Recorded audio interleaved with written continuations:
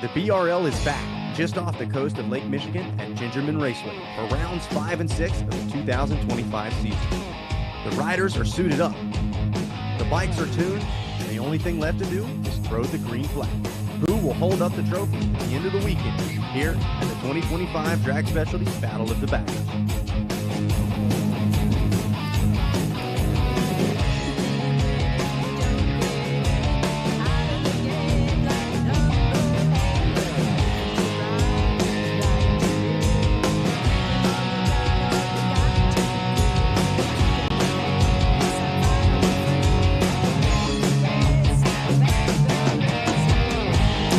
Hello, everybody. I'm Zach Heron, once again joined by Dave Hollywood Dildine, back here for round 5 of the BRL. Dave, how you doing?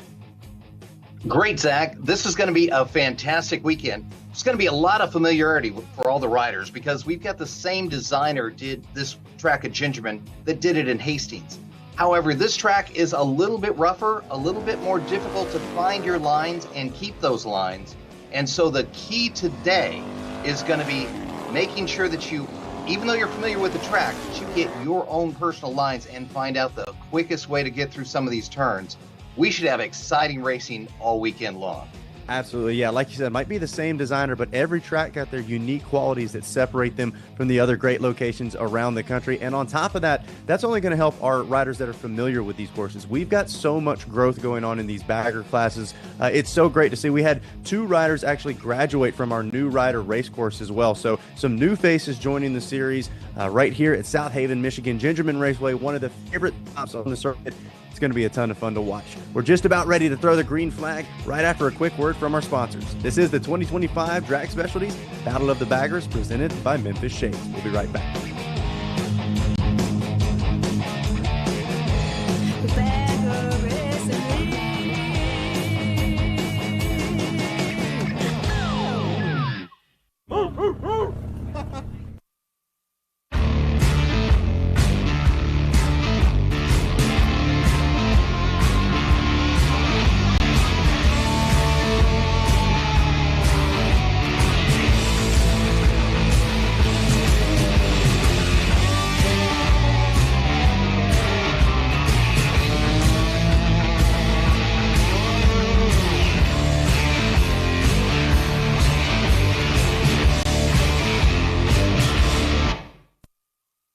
Make your mark with Memphis Shades, designed by riders, for riders, and handcrafted in the heart of Tennessee.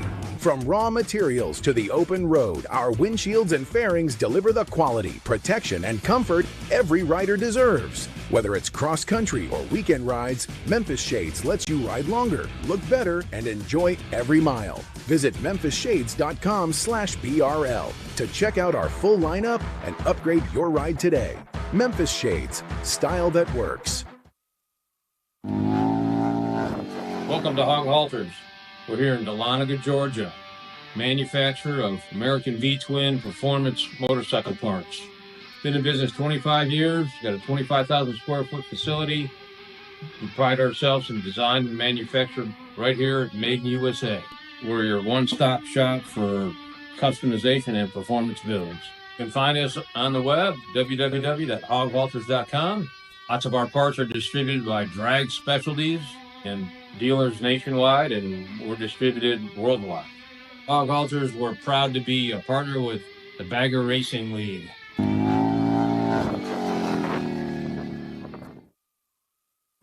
Hey, it's Cody Gilmore out of 2024 Bagger Racing League Pro Stock Champion. So I want to thank Ultra Cool for keeping our bikes cool and running awesome all year. Live coverage of the Bagger Racing League is brought to you by Drag Specialties, Memphis Shades, Rock Speed FX,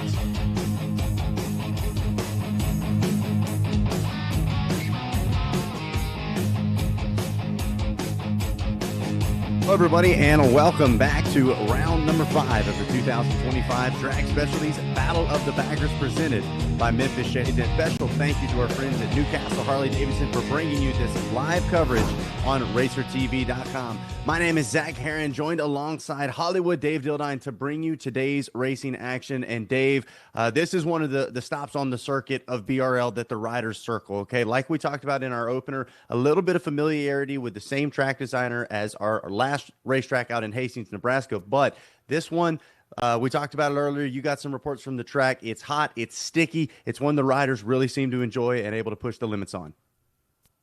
It really is. And it is going to be the perfect day for racing. It's great weather. The humidity was really high yesterday, but it's come down.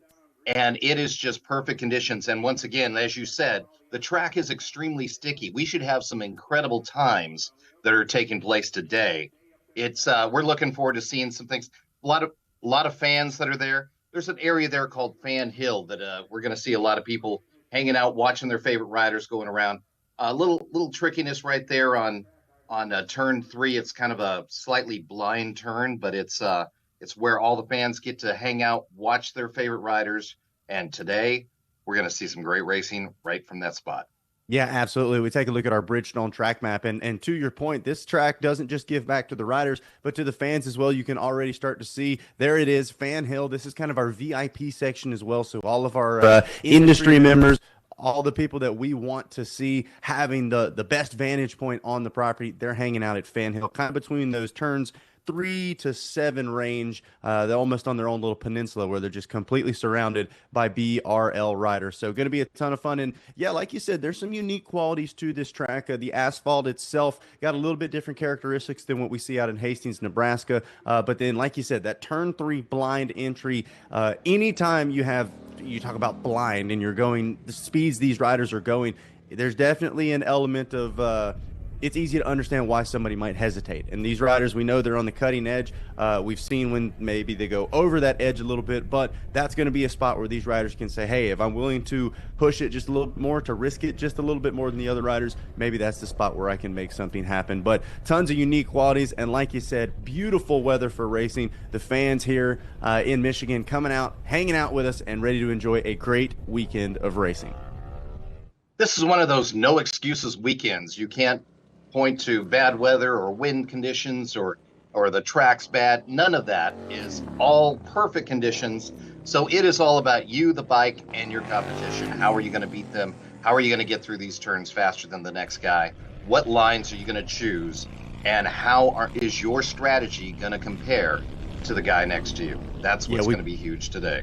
Exactly. We talk about you mentioned basically now it comes down to bike and rider. The weather's perfect. The track is absolutely amazing. Who has done their homework off in the off weeks, gotten some things figured out, and is ready to perform here today. I mean, we're at round 5 already, Dave. It's crazy to say it. It seems like we just kicked off the season, but we're already deep into the 2025 season, and we still seen some of our top teams searching for comfort on those machines, looking to get the riders feeling absolutely 100% comfortable on those bikes. So we'll see whether or not everybody's got all of the pieces put together here today and who can come out on top. So it's going to be a ton of fun to watch, as now we do have riders out on course, out on that warm-up lap, and won't be long. We'll be throwing the first green flag of the day here for round number 5.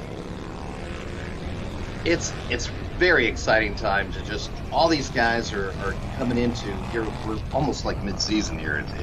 We're at that point where you're right. Some of the guys should be really, really dialed in. Some of the guys have been pushing the envelope every single week and had some issues because of that. Clay Braun's out there going to be, he's had a couple of issues last few months, but we're looking forward to seeing him get back up there, and I know he wants a podium really bad. So we've got some really, really hungry people out there. It'll be great to see what happens. Yeah, lots of familiar faces that are kind of on the redemption train, right? Looking to get some momentum back on their side. And then we've got some new faces as well. We touched on this in the opener. 2 riders graduating from our new rider race school. And so a lot of people maybe aren't aware of what that is, or that we even offer that at the Bagger Racing League. It happens the Fridays before the race weekend. You have your motorcycle motorcycle permit or motorcycle license, you show up and then you get your race license as well. And we talk about the difference between that. Yes, we highly encourage anybody to come out and race with us if they've got a bike that can do it, but we have to take those proper precautions to make sure the riders know what they're about to get into when they go out on an actual race course. So congratulations to those two graduates, and for the riders at home that are maybe saying, man, that sounds like something that I'd enjoy doing, there's an opportunity for you to get certified and get fully qualified that Friday before the race weekend. So go ahead and start planning for that VRL debut. As we've got our riders on grid, Dave, we are just about ready for our first race of the day. This is our DP Brakes liquid cooled class, our drag specialties air cooled twins class, as well as our drag specialties metric twins and unlimited metric classes as well. And several riders in this one, I believe, including Cody Gilmore, and I see one of the Alloy Art machines out there as well. So this is going to be a fun one to watch. Absolutely, and look at those! Look at that beautiful scene right there. Just riders on the grid, gorgeous weather. I mean, it doesn't get any better than this. My family's from Michigan. I know that most of the year is not like this, so this is one of those truly amazing days, perfect for racing. And once again, as you said, no excuses. We've got the wide range going on today, from, like you said, new riders all the way up to, we got guys like Jake Masters and later that has been undefeated so far, and looking forward to and they're off. Here we go. Here we go. First green flag of the day, and one rider trying to make some quick work of it. Curious if that's the 718 of Jake McGuire. He was one of your top runners there in qualifying practice. We saw last to the grid was Cody Gilmore, who wasn't even originally planning on racing that metric class. It was kind of just an idea that they brought to the racetrack to ride on practice. He enjoyed it so much, he said, wait a second, I want to line up and race this thing. So good to see him out on grid. We're already starting to see some passes as we get into turns 2 and 3. Look at, there's some decent separation right there, but you can see just all of them trying to figure out their lines as they come through here. That, like I said, that is a very sticky track. They had some rain a few days ago, washed off the track, and now it is in perfect conditions. And just look at the leads right there. Yeah, going into it, and you can kind of see the little bit of elevation gain around that corner as well. As we're looking on screen, it looks like that's Drew Jankard. No surprise there, quickly moving into that number 1 spot.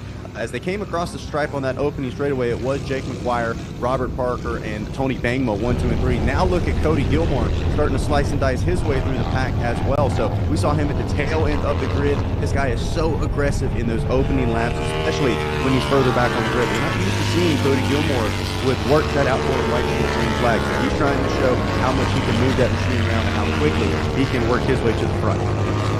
And look there, we had a nice little cluster there that coming around that turn. That's what we're going to see today, is not only just riders just trying to ride their best. We've got a lot of traffic that's going to be coming out. We've got, bagger racing is becoming so popular. We're seeing more baggers than we've ever seen out there, so that's exciting to see. Yeah, this is fantastic. The growth and kind of the hype that continues to build around the Bagger Racing League. It's so cool to see. Like we said, the 5th year of Bagger Racing League, and I think without a doubt probably the biggest and the most exciting that I've seen so far. The finishes that we've had, the level of competition now, it's been a ton of fun to watch. And like we said, we're just at round 5. As they came around for the first lap, let's give you a look at the rundown. It is Drew Jankard out front leading the way on that number 11 Alloy Art Pack ride. Tony Bangma sitting in the number 2 spot with Vincent Wilson about 2.5 seconds back. Now, it is only 0.23 seconds the gap between first and second place. So Jankard is going to have his hands full here in just a moment if he doesn't already. Cody Gilmore already up to the 4th place spot with Jake McGuire now rounding out your top 5. It looks like we're watching Gilmore trying to stalk his next victim, who might be the 48 of Vincent Wilson. He's coming up on him. He is planning ahead. Once again, just like the last track when we were at Hastings, it's all about setting them up and finding that perfect place to pass. And you can see him just coming right up on him, looking for that inside turns where he's looking for that one little gap. All he needs is just a little light to pass him and take the next spot. Now watching a great 3-rider battle on screen as we see a pass. Can you tell what those numbers are? I can't quite make it out. That might be the 718 of McGuire. It's Look at this, another pass back. This is a back-and-forth battle between these three riders. Only about a bike length or two separating the group. You got to love that. And at the same time, all three of them seem to be pulling up on the riders in front of them. So they're starting to figure it all out. Maybe we got one of them. Did he go wide? I think he went wide off. Had to, every square inch of this track is 36 feet, the width of this track. So lots of moving room here. Is more shuffling going on. And he was doing about 37.5 feet. So he had to slow down there. And something going on for your early race leader as well. Drew Jankert has now dropped down to the number 6 spot. He is 21.6 seconds out of the lead. So something going on as Tony Bangma takes over the number 1 spot. Trying to get word where those three riders were at that we were just watching on screen. Might have been 4th, 5th, and 6th. I saw Jankert in there for just a moment, but something happening for the number 11. And you guys are watching right now. This is turn 10B, if you will. Here at Gingerman, they do have that at the bottom of your screen you just saw. That was 10A, which is a shorter version of the track that they can run here. But we're going the full Monty. We're getting every bit of the Gingerman Raceway that we can here at BRL. So doing that full 2.14 miles out here at Gingerman Raceway. Is now we're watching the 56 on screen. Tony Bangma leads the way. Cody Gilmore, ladies and gentlemen, has worked his way all the way into the number 2 spot on the CF Moto back to ride. I told you he was feeling comfortable on that thing, Dave. He is here, and he is here to grab some wins. And they are all our top 3 are all running about a 1:42. So they're all very similar times. So we're going to have a incredible race here at the end. If both Cody and Vincent can catch up to Tony there, we should have an amazing finish coming on right here. Check. Yeah, as they came through the stripe the last lap, Gilmore just a couple of tenths quicker than your leader, Tony. So 142.7 to a 142.2. So the CF Moto ride starting to creep forward. 7-lap race here in this first one. Your DP brakes, liquid cooled twins fast, your drag specialties, air cooled twins, and your drag specialties, metric twins and unlimited metric class. So I don't believe these two are in the same class, but like we talked about at our last round, these guys, they're racers at heart, Dave. They want to be in front of a rider if there's a rider in front of them in the past. So right now, you best believe Cody Gilmore not letting up at all.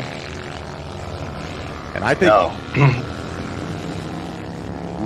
So getting word right now that they'll be at the halfway point the next time they cross the start-finish line. So plenty of time left for Gilmore to make something happen. As you can see the gap start to evaporate behind Tony Bangma. He is hanging on for dear life right now. He is, and you can see just the comfort that Cody is showing in the turns. It's just every turn is just smooth. He's figured out his lines. There is no bobble. It's just perfection. In each and every turn, he is pouring it on, and you know that Tony's got to be seeing that and feeling that. And look at the way he just catches up in the straightaways. Yeah, I'm honestly surprised at how maneuverable that CF Moto ride is for Cody Gilmore. Because look at that. I mean, slices up the inside. There's no way Tony can get a glimpse of him in the peripherals at least. So Tony, no question about it, he knows that Gilmore is there. And Gilmore, the kind of rider, he's got that supercross and motocross background. Get a little bit of blood in the water. He starts to know that he's in the head of Tony Bangma. Now he's going to start to apply the pressure. Won't be long now before I think we're going to see a pass from Cody Gilmore for the lead. I agree. And just he's getting close enough to where he can show him a tire, get into his head even more, and really cause some problems for Tony. Look at that. A look back from Tony Bangma. Wants to see exactly where Gilmore's at. Not a good sign as Bangma trying to hang on. You can hear that big bagger just coming up, just hunting you. And that is the feeling. You're out there, you're feeling like you're on top of the world, and suddenly you feel like prey as you get somebody coming up fast. Wow, look at that inside turn right there.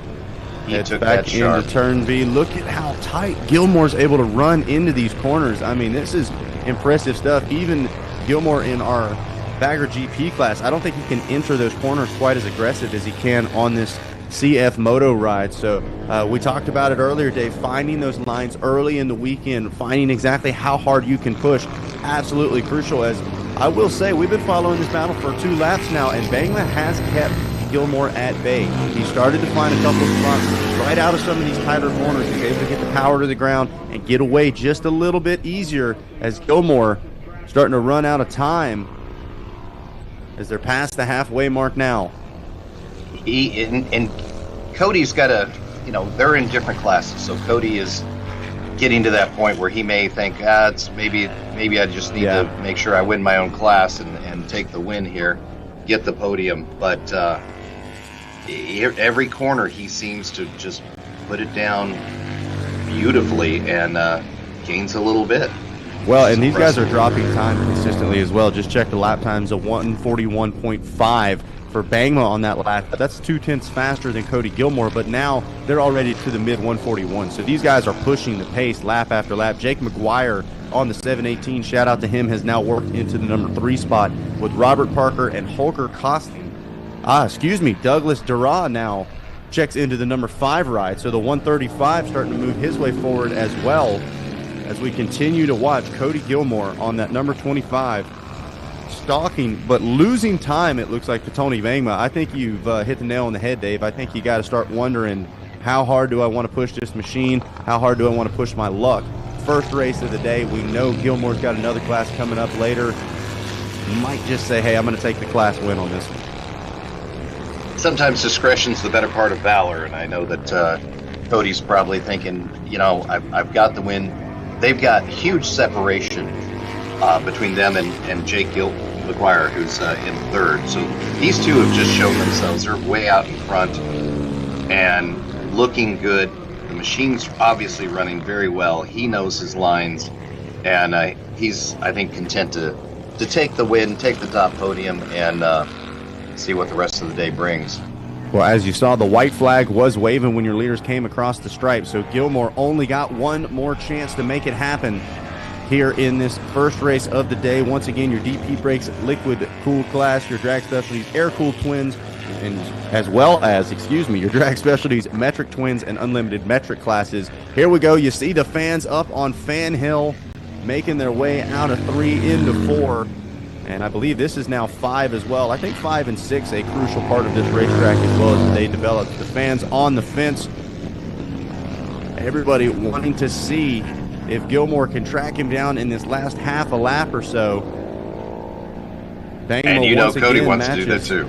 Yeah, oh, absolutely. Yeah, Gilmore's not the kind of guy that's going to roll over. He might have taken a breath, maybe not risked it quite as much as he would have if this was a rider that was in his class.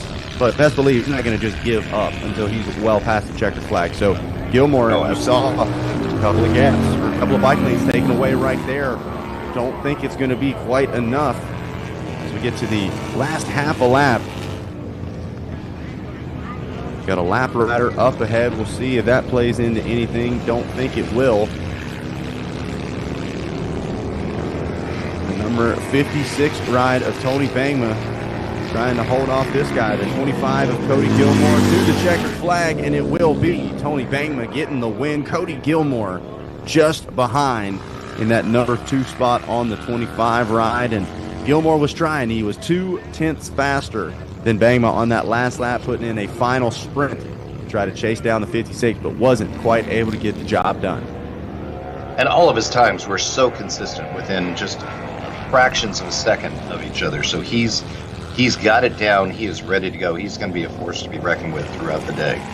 And like we talked about, the comfort that it looked like from Cody Gilmore. We know at the start of the season he was still trying to get some things figured out. He hopped on this CF Moto ride, and man, just really seems like he is right at home. As now we watch Jake McGuire on the 718 trying to bring home 3rd place physically on track, and there it is, another quietly solid ride for Jake. Don't want to overshadow that.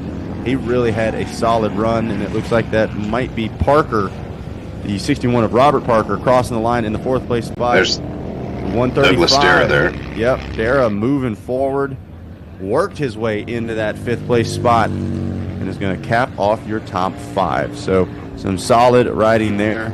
I always love the double checkered flag technique. I feel like it's just more official.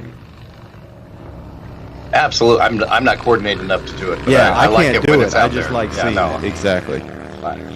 I look like I'm having a seizure when I do that. But, yeah, I'm just they look great. smacking sticks together, basically. But we've got pros out here at Gingerman Raceway. As now we take a look at our Alpine Stars top 10. It will be Tony Bangma grabbing the win, Cody Gilmore just behind. Jake McGuire going to round out your physical top 3 with Robert Parker and Douglas Dura your top 5. Holger Kosling crosses the line in 6th place. Matthew Maldonado in 7th place spot. David Lancaster, Vincent Wilson, and Drew Jankert falling all the way back to the 10th place spot. So tough break for the number 11. As now we take a look at our race recap here for race 1. The DP Brakes Liquid Cooled, Drag Specialties Air Cooled Twins, Metric Twins, and Metric Unlimited class. It was the number 11 who was trying to make some moves early. Curious whether or not we'll hear if there was any issues going on with him, because he started moving backwards while the rest of the field started moving forward. Tony Bangma, I believe, was in that top 3 off the grid, but he started slicing his way towards the front. We had several riders, just like what you're seeing on screen, 3 to 4 groups trading mistakes back and forth, using every inch of the track. Believe that might have been Holger Kosling. We just saw it using a little too much of the track, running out of real estate. But then this was the battle we thought was going to come all the way down to the line, Dave. Cody Gilmore trying to chase down Tony Bangma. He was making up time, closing the gap. And then all of a sudden, Bangma said, no, you're not getting this lead away from me. Stretched it back out, put in the time, put in the work, and got the win. Tony Bangma going to cross the line to the number 1 spot. Cody Gilmore just behind in the number 2 spot. All right, well, we're going to get ready for some podium celebrations, but first, we're going to get a quick word from our sponsors. We'll be back with the 2025 Drag Specialties Battle of the Baggers presented by Memphis Shades. And once again, a special thank you to our friends at Newcastle Harley-Davidson for bringing you this live broadcast. We'll be right back.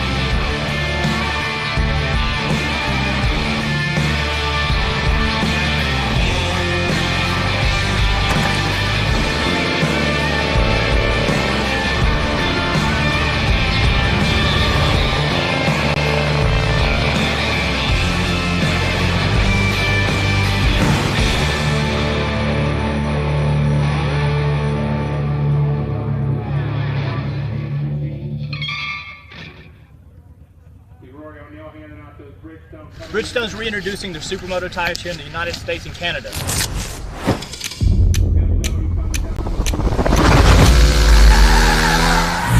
That's the BMO1 front and the RO2 rear.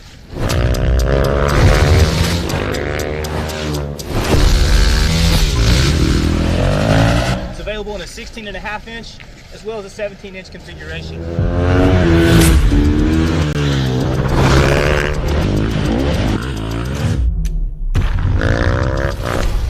Battle Axe is a non-DOT tire, and we definitely recommend tire warmer.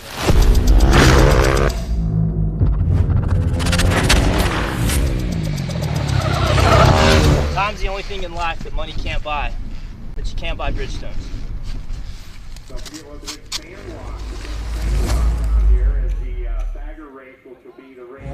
My name's Carl Schlacht, 2024 Bagger Racing League American Twins Unlimited Champion, and I run an Ultra Cool oil cooler and flow filter.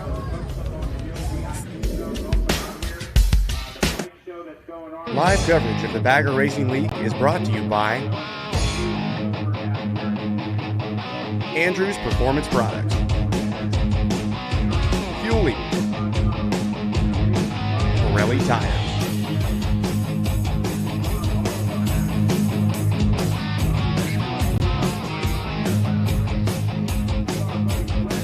I have Drag Specialties Battle of the Baggers presented by Memphis Shades. And once again, special thank you to our friends at Newcastle Harley-Davidson for bringing you this live broadcast on RacerTV.com. We're hanging out here at Fan Hill. This is the spot to watch all of the racing action this weekend. Dave, we talked about it. Gingerman, not just a favorite for the racers, but for the fans as well. What a great weekend to come out and camp with some of your friends, go see some bagger racing, bring your own bagger out, and watch some of the great speeds. Of course, everybody's down there going, "Oh, I could do that. I know I could do that." I was just about to say that. It's so funny. How many people you think are saying, yeah, we could do that? But like we said, and we talk about it all the time, this is truly the cream of the crop here at Bagger Racing League. And speaking of which, we've got our very own Rob Bidas standing by at the podium with our top three. Rob?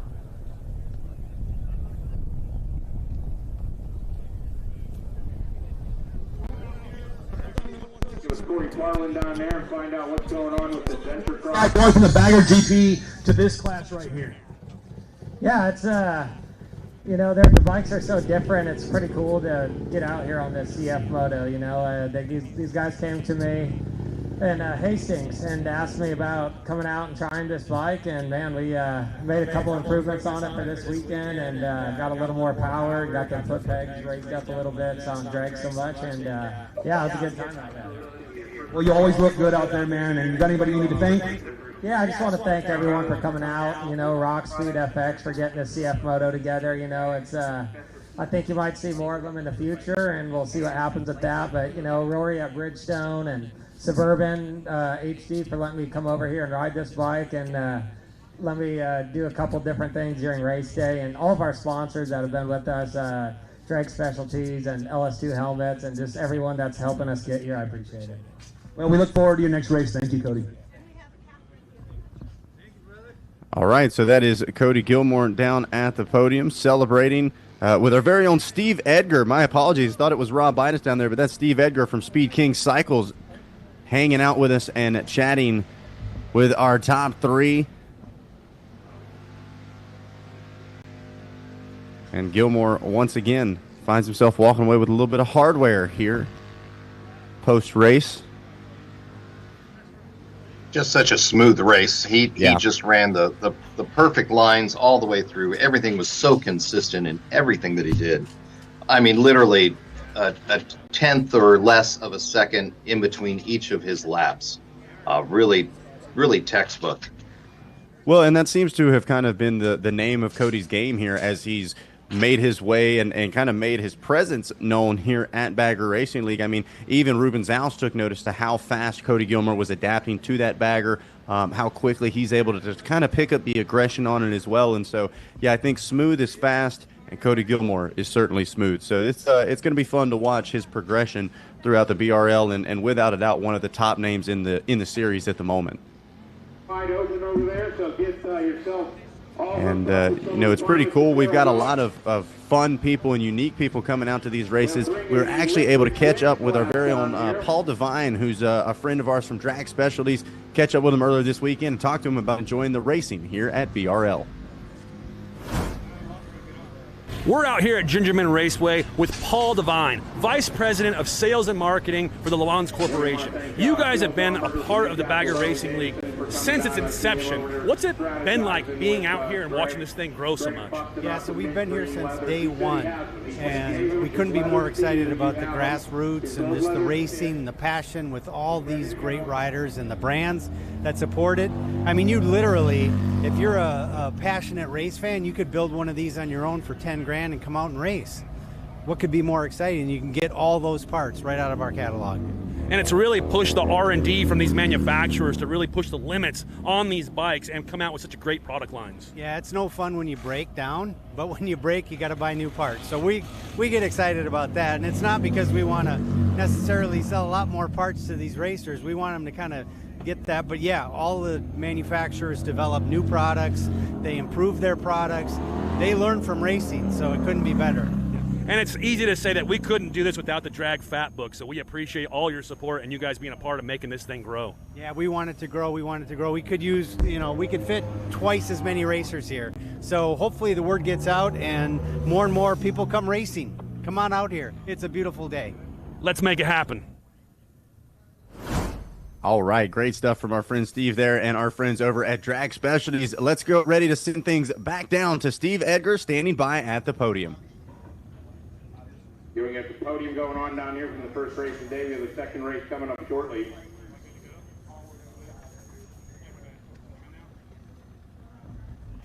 We're out here with Dave Lancaster. Dave, you came in first in the liquid cooled class. Give us a little run about how, you know, you getting out here and getting on the track out here. Tell us what the track feels like today. I just suit up and show up, and I don't know what happened to the rest of the class. There's a lot faster guys out here. I don't know where they're at. Well, you're here now, and that's all that matters, man. You got anybody you want to thank? Lots of people. I got to read it. I got to thank my family, my family for letting me come out here. Main Street Moto, Eyes Up Motorsports, Dunlop, Anthony's Leatherworks, the Heathen Nation, Lucifer's Garage. I want to thank CRA and CVMA for having classes for us to race out in California. Just One Helmets, Quade Harley Davidson, and my buddy Doug, who drove out here with me, which I think he went down somewhere out there. So, well, we look forward to him coming back up. You guys come a long way to do this, and we appreciate you guys coming out. thank you, thank you, thank you. Number one, what's up? All right. Great stuff there at the Figurati Podium, making those awesome trophies for us, and great stuff down there from Steve as well. As now we get ready to send things over. We were able to catch up with Rob Oliva, who works with our New Rider Race School, give you guys a little bit more information about how you can line up here at BRL. They got awards to pass out that we'll do at the end of the day. We're out here at the Drag Specialties Battle of the Baggers presented by Memphis Shades, and I'm standing next to Rob Oliva. He handles all the track licensing, and he's going to walk us through the process of getting you guys on the track. Yeah, so when you start out looking at what the BRL is, and you're on the Bagger Racing League website, and you're taking a look at our schedules, what we do, and you're getting all the information about how to prepare your bike, there's also a section to sign up to be a racer with us. You'll call in, you'll talk to Jennifer Thornton. She's the track mom, she calls herself. She'll get you all lined up. She'll get you in touch with me. I've got a presentation that I'll send you. You can review everything. We get together on the phone. We go over the questions that you have so that when you're here, we have the most amount of track time. We have the most amount of time to work on your racecraft. And then we spend the day together riding, improving, and getting you comfortable on the racetrack, getting you comfortable with other people. And from there, you're a racer. Well, we truly appreciate that process and you helping this Bagger Racing League grow. Well, thank you so much. I mean, this is a paddock like none other. I've been racing for 25 years. The camaraderie, just the way that everybody interacts with each other, the competition, it's amazing. Come on out and join us. You heard it here. Come out and enjoy us. Get your license. Come out here and get on the track. All right, great stuff there with Rob Oliva. And like we said, that New Rider Race School helping kind of bridge the gap between these guys over here on Fan Hill and those guys over there on the podium with Steve Edgar. Let's send it back down to the podium.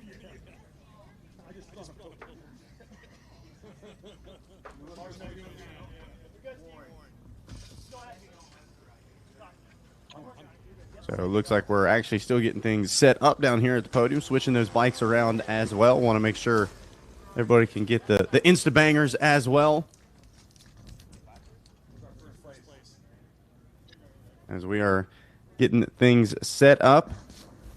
You know, one of the great things, as we've talked so many times about Bagger Racing League, is the accessibility that you can get in there. You can be a part of the family, and that race school is a unique feature that I think is very, very exciting and just makes it a lot more accessible to anybody to be a part of the BRL. Absolutely, yeah. Anybody able to join, and everybody welcome to come hang out with us. All right, let's get ready to send things down to Steve at the podium. We're out here with our third place trophy winner for the Drag Specialties Air-Cooled Twins class, Mr. Robert Parker. Robert, how was the track out there? You did a great job out there. Let's talk about it. Track is in absolutely great shape. The weather's perfect today. We need to figure out the starts a little bit, and hopefully we can get some battles out there for fans. It seems like that start, you got lifted up on that first start, didn't you? Yeah, it definitely caught me off guard a little bit. Not a big wheelie guy, so we'll stick both tires on the ground and try and get the knees down and focus on that. Well, you still did a great job with that start, so that's got to say something about your skill set. Absolutely. Great work out there. Race 2 will be on their 5-minute call.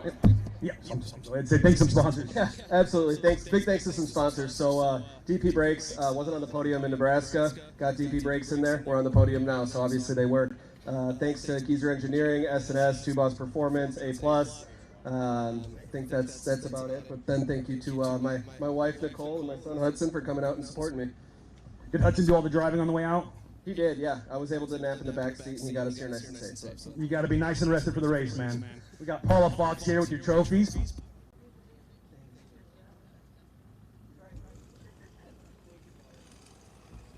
Jake McGuire, you're used to cleaning up here on the podium, man. You've been doing a great job this season, coming in second place. How do you feel out there? Had some good luck. I got a great start and kind of panicked a little bit. I knew Tony was coming around me at some point, so didn't really know what to do once I got out there, but ended up finishing pretty good. Well, you always look good out there. You got anybody you need to thank? Absolutely. My family for coming out. I've got some club brothers here, Grim Reaper's MC, Ultra Cool's oil cooling systems, Fast Line Track Days, RC Components, Harley Davidson Bowling Green, Death Metal Racing, and I think that's everything. Speed Farm. Daytona. Awesome. You did a great job, man. And here's your trophy from Paul Fox.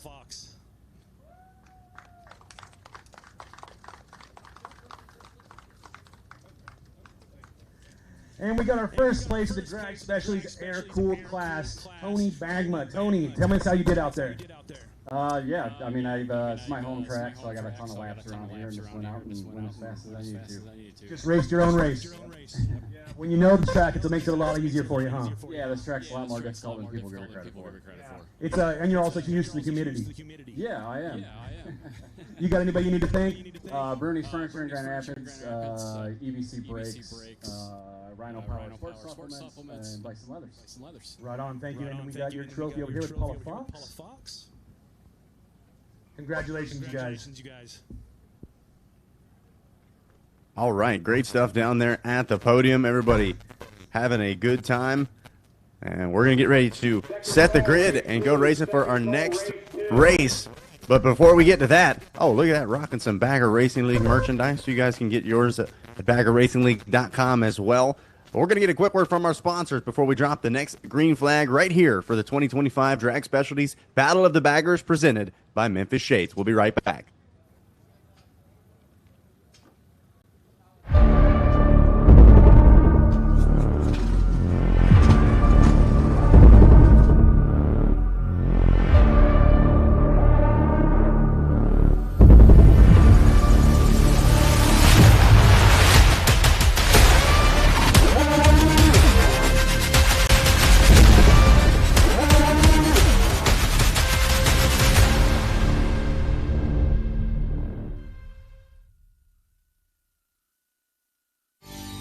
It is the day of the specialist. Experts in a class conscious of every nuance. Focus rules. Our specialty is wheels, and wheels only. We respectfully carry the wheelwright legacy into our eccentric world by improving the rides of motorcycles and riders globally. We are proud wheelwrights, nothing more. We are Ride Right. Simple, solid, boundless.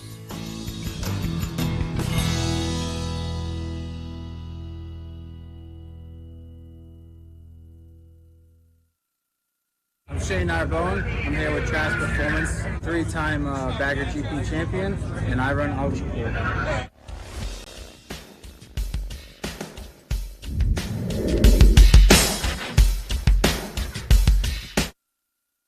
Live coverage of the Bagger Racing League is brought to you by Alloy Art, Motion Pro, Bridgestone.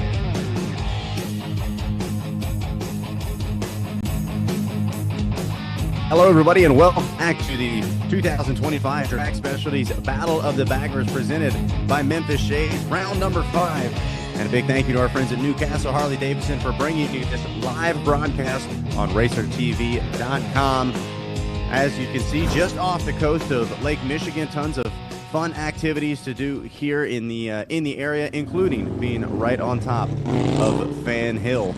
That's where all of the fans are hanging out. Looks like a couple more just pulled up. They said, wait a second, what are those guys over there doing? That's the spot to be.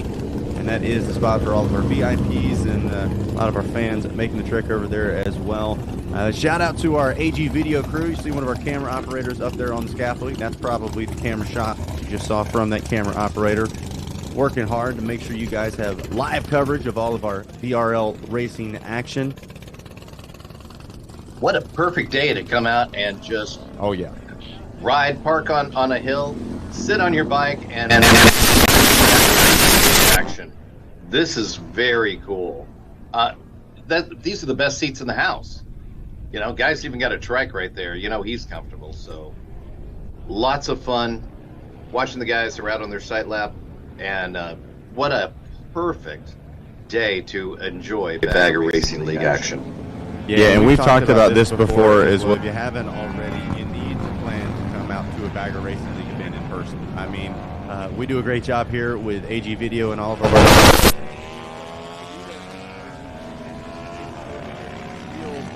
thump of these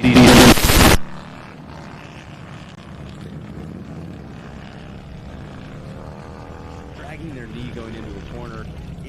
There's nothing quite like it. So if you can, go on baggerracingleague.com, follow us at Bagger Racing League on Instagram and social media, and make sure you guys know exactly what the schedule is for the rest of this year, as well as moving forward, and plan on being at your closest BRL event, because it is one you don't want to miss. As right now, our riders for race 2 are out on their warm-up lap. We're going to have our Zippers American Twins Unlimited, as well as our Drag Specialties Unlimited Superbike and DP Brakes Lightweight Superbike classes, all getting ready to take to the track next.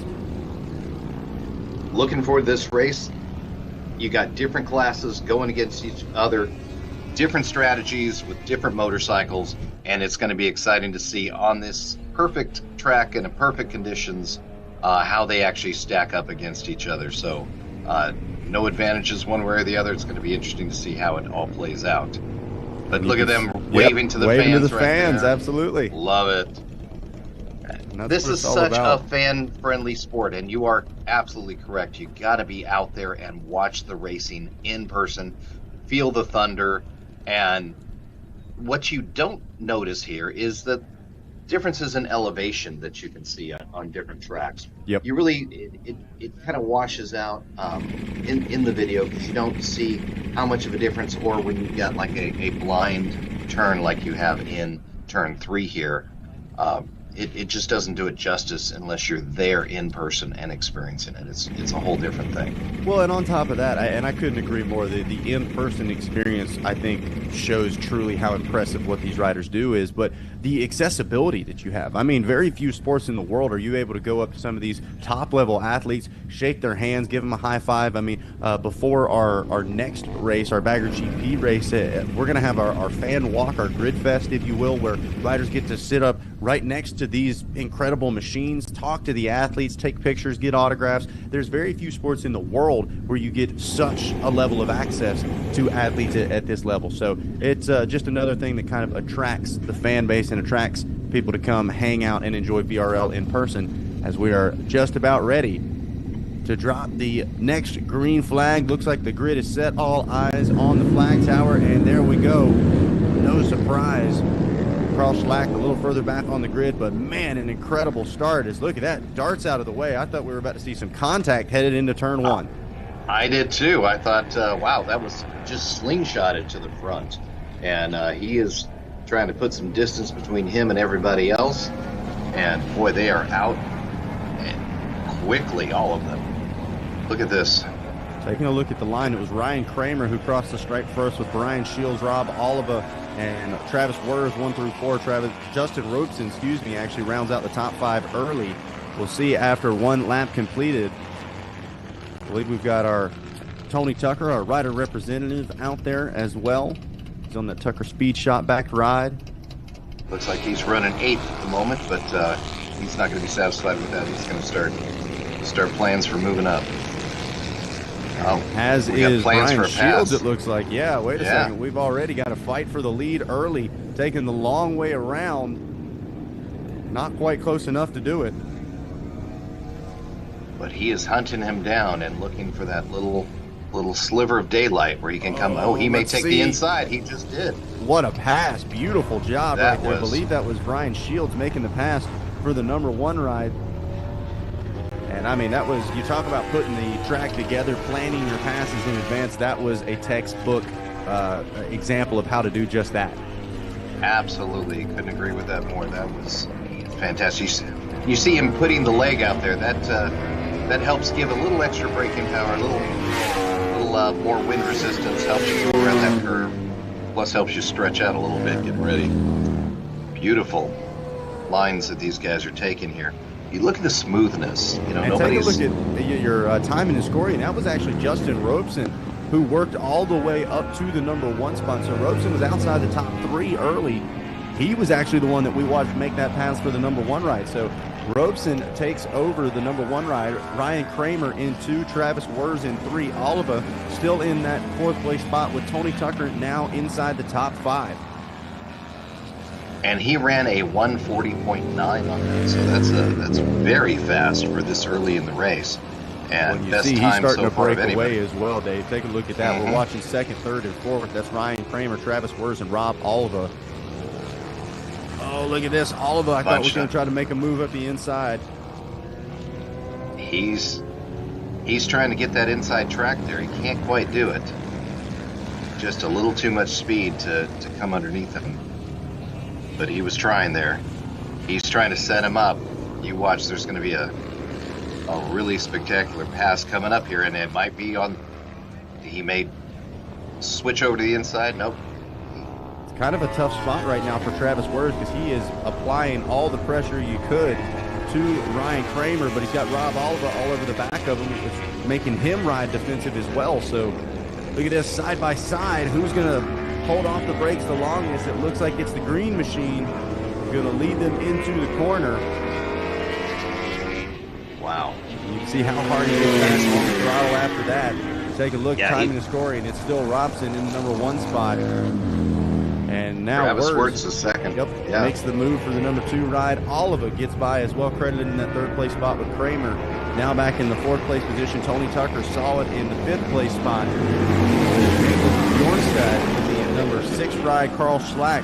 He was shown in 7th, now drops all the way back to the 9th ride as Emilio Jimenez and Tyler Elliott move their way forward as well. And Justin Robson just rode a 1:37.6. So he is just trying to get all kind of daylight, and he's just trying to check out up there up front. But you're right, the Wurz, Oliva, and Kramer, they're going to be battling it out for quite a few laps here. Looking good. And Travis Wurz, that was an incredible pass that he did. Problems. Is that Tony Tucker? It is the 477 having issues. He looks to be okay. The bike seems to be at least running. So hopefully all is well with our rider representative. Tony Tucker just hasn't been able to catch a break so far in this 2025 season.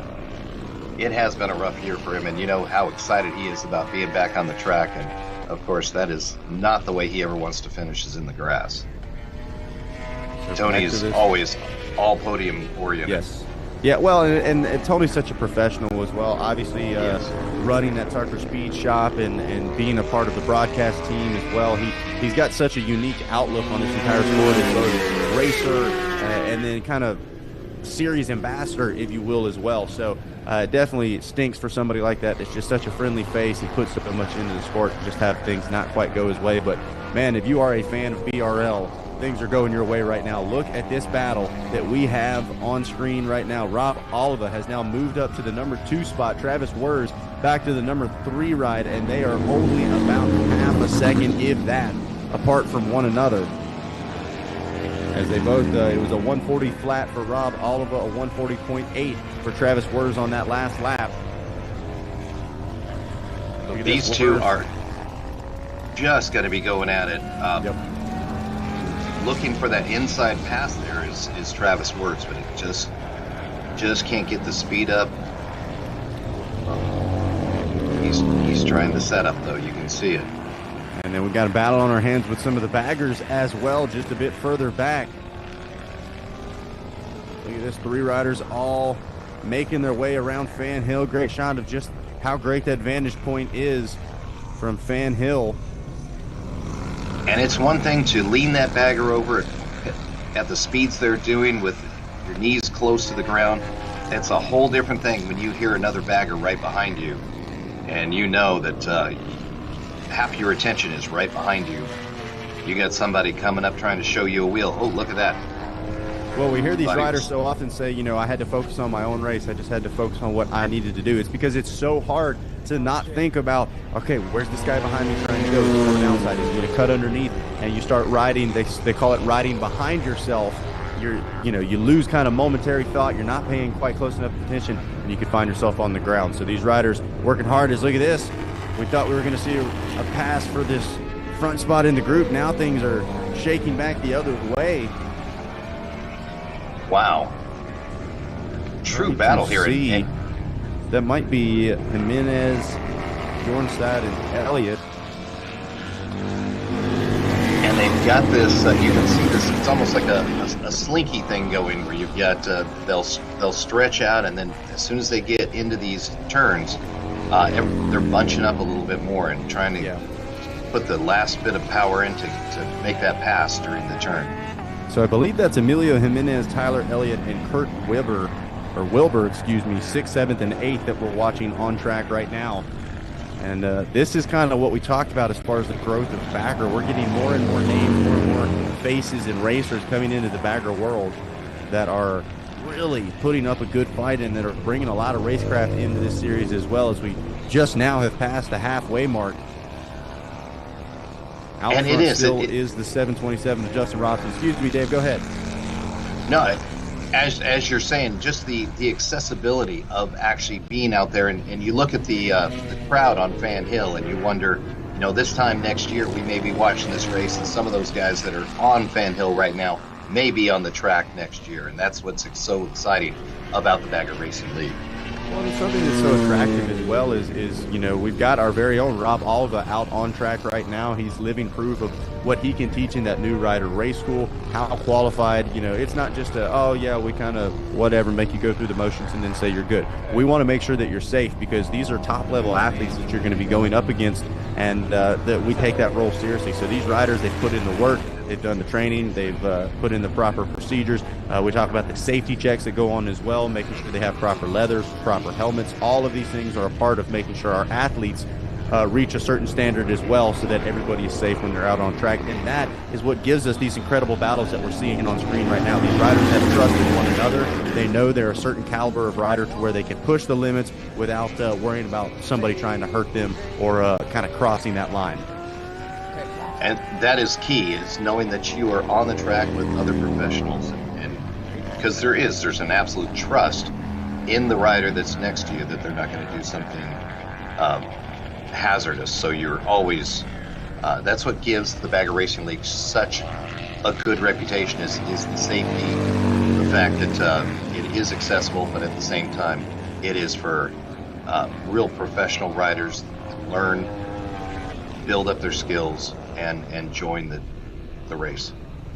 Well, I tell you who is really just continuing to impress me. We talked about the consistency of Gilmore. How about the consistency of Robson right now at 137.6 on that last lap? That's the fastest lap that we've seen of the day by seconds. I mean, not by a couple of tenths, not by half a second, by multiple seconds. He has now brought out the white flag. Final lap here in race number 2, our Zippers American Twins Unlimited Drag Specialties Unlimited Superbike, as well as our DP Brakes Lightweight Superbike, all out on course right now. Justin Robson, the man to beat, leading the way. Is believe we're catching back up with that Rob Oliver Travis Worst battle for the number 2 ride, possibly. I don't know. We've got battles all over this track.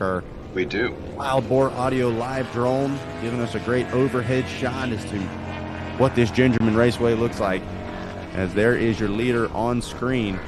Justin Robson, picture perfect ride right now, sliced his way to the front, and man, after that he hit the nitrous button or something, Dave. He has checked out. He really has, and you can tell he's just out there having fun.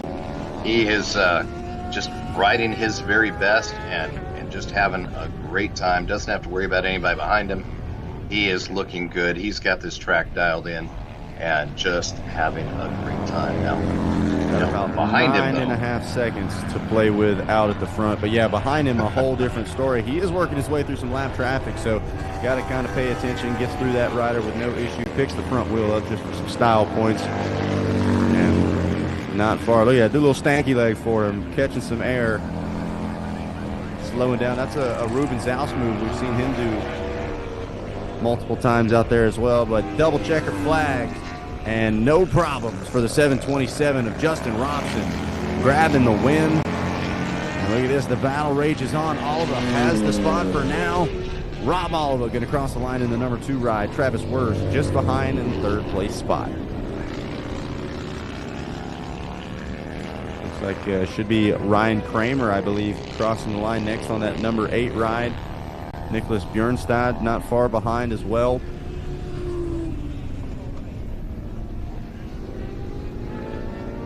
Flashback to turn 10.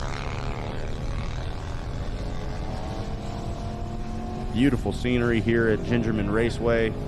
Our Wild Boar live drone getting all those pretty overhead shots as the baggers wide open, headed back towards a checkered flag here for race number 2.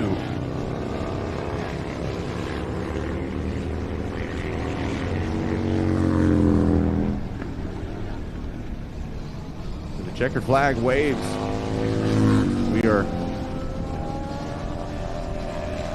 going to let the rest of the field make their way around. There's Carl Schlacht on that HHI Speed Farm back ride.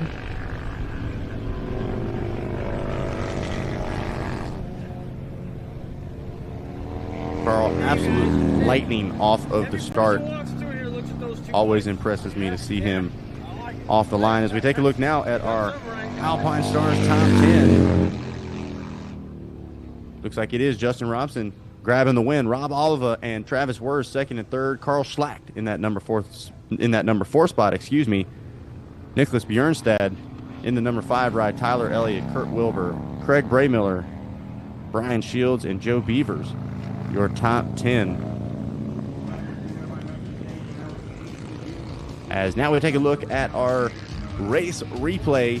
You don't notice here is the elevation that you can see on different. And taking a look at all eyes on live drone off the line. Man, look at that start from Schlacht there. So impressive. I think there was contact headed into turn 1. I'll be curious if any of those riders on the podium were involved with that, because I want to hear what happened there. Everybody jockeying for position coming into turn 1. And started to see some riders kind of shuffling into position early, but then started to move their way forward. As Justin Robson quickly established himself as the man to beat.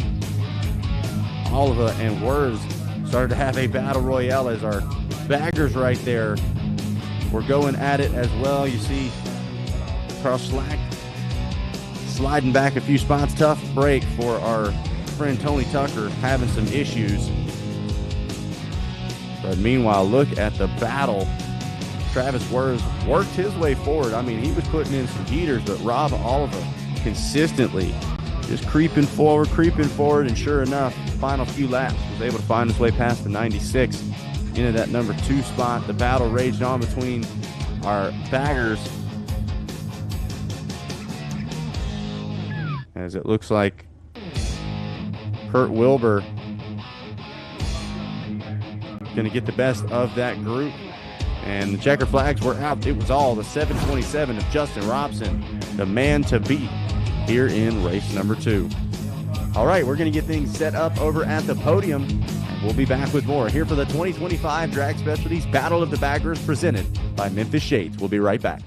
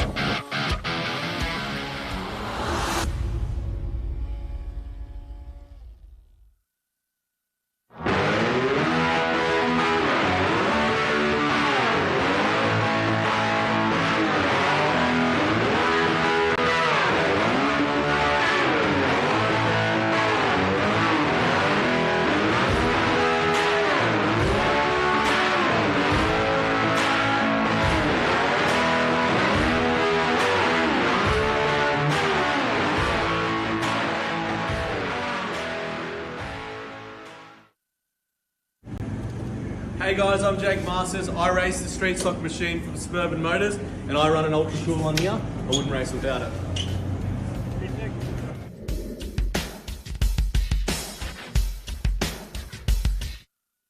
Live coverage of the Bagger Racing League is brought to you by Zippers Performance Products, DP Brakes, and Dunlop. All right, hello everybody, and welcome back to Gingerman Raceway for round 5 of the 2025 Drag Specialties Battle of the Baggers, presented by Memphis Shades. And as always, a huge thank you to our friends at Newcastle Harley-Davidson for bringing you this live coverage on RacerTV.com. We just wrapped up with race number 2. Let's get ready to send things down to Steve Edgar, standing by at the podium.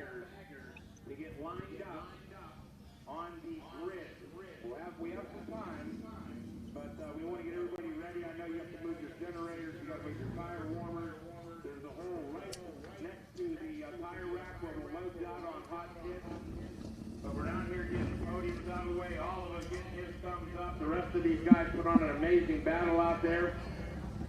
But we'll get the battle, the baggers out on the track, and that'll be for the fan grid walk. There's a hole right in the fence, and once we have the bike set up and on warmers, we'll invite all the race fans to come on down and be part of the action.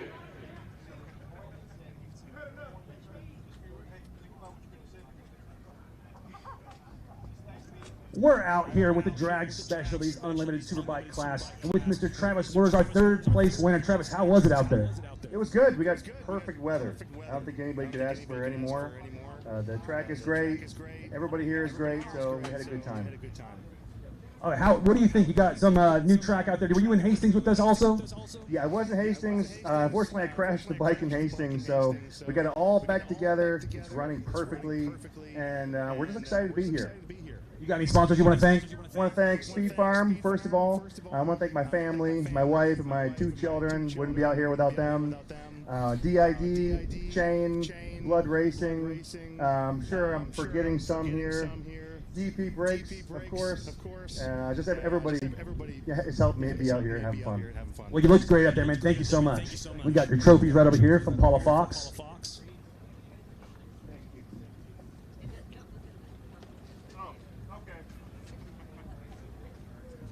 We're out here with our 2nd place winner, Rob Oliva. Now, you're a veteran out here on this track. How do you think the track went for you today? You know, the track was awesome. The start, I didn't really get the best of starts. And, you know, I like how you say 2nd place winner, because isn't that normally the first loser?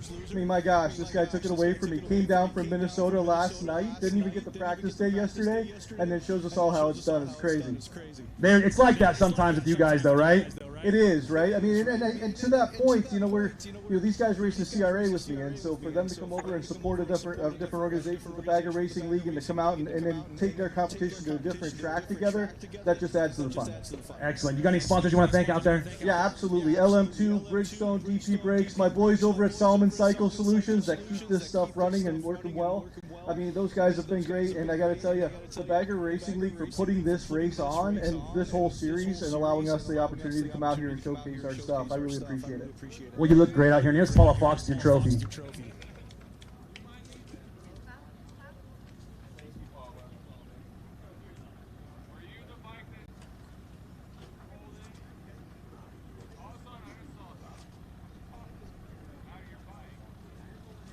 And we're out here with Justin Robeson, our 1st place podium winner. Justin, how was the track out there? I mean, this is the first time you were out there this morning, correct? Correct. I've never been to this track before, and I was all excited to run it with the great track temps and getting 1 hour of sleep literally from Minnesota. It was a doozy. We had an issue last night, and we only literally got sleep from 6 a.m. to 7 a.m. this morning, and got out there as quick as I could to do some warm-up, figure out the lines, and just excited to be here and the opportunity to run with these guys. It's amazing to see. Well, you looked great out there, and 1 hour of sleep may be the new recipe for you. But you got any sponsors you want to thank?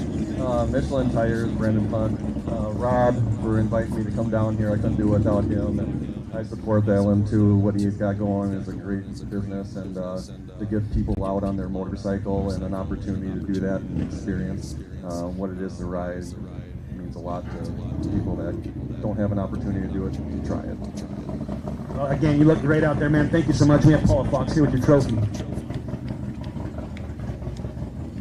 And this is our Drag Specialties Unlimited Superbike winners. All right, great stuff from down there at the podium, celebrating with our riders, the happiest place on property, as I like to say. Well, hey, guys, we talk about how much stuff that we've got going on here at Bagger Racing League. We've got our Adventure Cross coming up later this afternoon, and we were able to catch up with Corey Parlin, who set up our Adventure Cross course, and I believe our very own OPAG Adam Gordon and our director Don Hampton going to be participating in that Adventure Cross race later tonight. Let's check out what Corey had to say.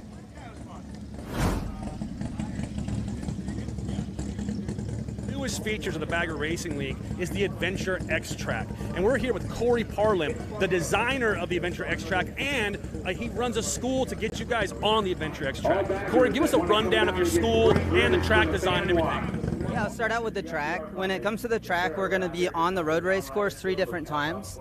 Also, we're going to be running a lot of these high-speed fields, and then we have a little bit of single track. We also have a little bit of elevation change. And then in this back corner, it'll be really exciting. There's quite a bit of sand, which is a little bit challenging on a 500-pound off-road bike. And so that's what we have for the course. As far as our training, we do training here in the Midwest. It's called Great Lakes Adventure Coach, and we coach riders in the off-road space on their bikes. And yeah, we do 3 different levels of training, and you can check it out at GreatLakesADVCoach.com. Well, it's really cool to see this new class coming into play. It brings something new to not only the spectators, but the riders. So we really appreciate your involvement and putting these awesome tracks together.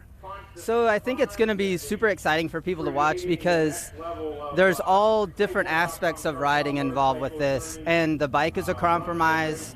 So then the riders have to learn how to ride every different type of condition: road, sand, grass, dirt, single track. So that's what makes it really, really exciting to me, and I think people are going to love it. I really do think people are going to love it because I know I love it. So we're stoked for today, and I can't wait to see you guys out there. Yeah, thank you for your time. All right, great stuff. And that Adventure Cross class looks like a lot of fun. I'm going to have to get the report from OPAG and Don Hampton, see what they think about it. And I'm sure they'll be walking away with some hardware. I got confidence in them. But it just goes to show, Dave, we talk about the variety of things going on here at a BRL event. Don't get me wrong, the racing, in my opinion, is the main event. But there's still so much more fun to be had than just those riders out on course. Absolutely. And, you know, the explosion in the adventure category has just been huge over the last few years. And it's really exciting to see, you know, Bagger Racing League embracing that as well and bringing that in as part of the family. You know, as anybody that's on 2 wheels, we're a family. We respect each other. We love, no matter what you ride, you know, you have the respect of the rest of the family. And so it's really exciting to see all the capabilities of all the different types of bikes, the different types of riders. And you know what? It's so amazing to use some cross training and learn skills from other types of riders and bikes and courses. And that's what Bagger Racing League allows for everybody. And it's pretty exciting to see. Yeah, we're always looking for new ways to kind of expand who feels welcome here at BRL and who's got an activity for them here at BRL as well. So exciting stuff going on for sure, as looks like we're just about ready to send things back down to Steve Edgar standing at the podium. Hey, we're down here with the Zippers Performance American Twins Unlimited class with Carl Schleich, our 3rd place podium winner. Carl, give us a rundown of the track out there. The track's great. I got a chance to come here last year, so I felt a little comfortable showing up and just trying to clock some faster laps each time I'm out there. Well, you always look good out there. I mean, you've been to every race now. You know, you got any sponsors you need to thank? Yeah, thanks, Steve. Definitely the whole Speed Farm crew, everybody that's behind us. The Lord for keeping me safe. My queen, she's here. Maggie, and say hi to everybody back home. Miss you guys. Alloy Art, Fueling, 77 Cycles, Blood Lubricants, B2bo Suspension, Moto Zilly Power Sports, DP Brakes, thanks Larry, HHI, the whole Hog Halters. I mean, we keep making this bike better and better. Hog Halters Inc., so many parts, ultra cool. I mean, there's so many people, Steve, I'm gonna forget a few, but so many people behind us, and we just love being out here with our friends. It's an amazing time. We got Paula Fox and Drag Specialties with your trophy.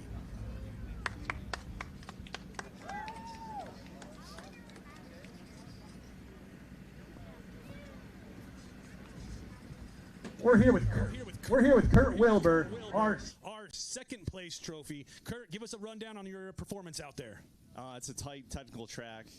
Did the best I could keeping it up. I was scraping a lot of parts. I don't know, it's fun. It's a lot of fun out there. You got any sponsors you need to thank out there? Yeah, first Speed Farm for helping me put the bike together. Paul Schlatt put the bike together for me in like a couple of weeks. Fueling, Barnett clutches, Ultra Cool, Blood Lubricants, Hoppy, LA Art, and then everyone behind the scenes. All right, excellent. We got Paula Fox here with your trophy.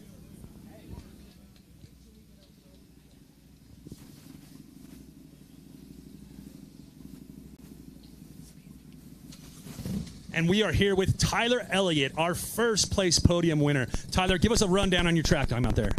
We had kind of a wild start. I jumped up into the sport bikes. They closed up on me. We banged a couple bars here and there, and thank goodness everybody stayed up, was able to continue on. Unfortunately, the three guys ahead of me went down and out, but having a good time out there. We had a blast. Kurt and I had a good battle. Carl ran me off the track once. But it's a lot of fun. This is a great facility. Really enjoy it.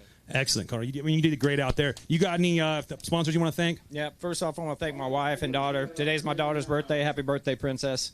I need to thank Dusty Werner, Werner's House of Horsepower. He just put this engine back together last week. Twister City Harley Davidson, Geezer Engineering, Pit with the Speed Farm guys. Great group of guys. We have a lot of fun. Extreme Helmets and ATB powder coating. Excellent. We got Paula Fox here with your trophy.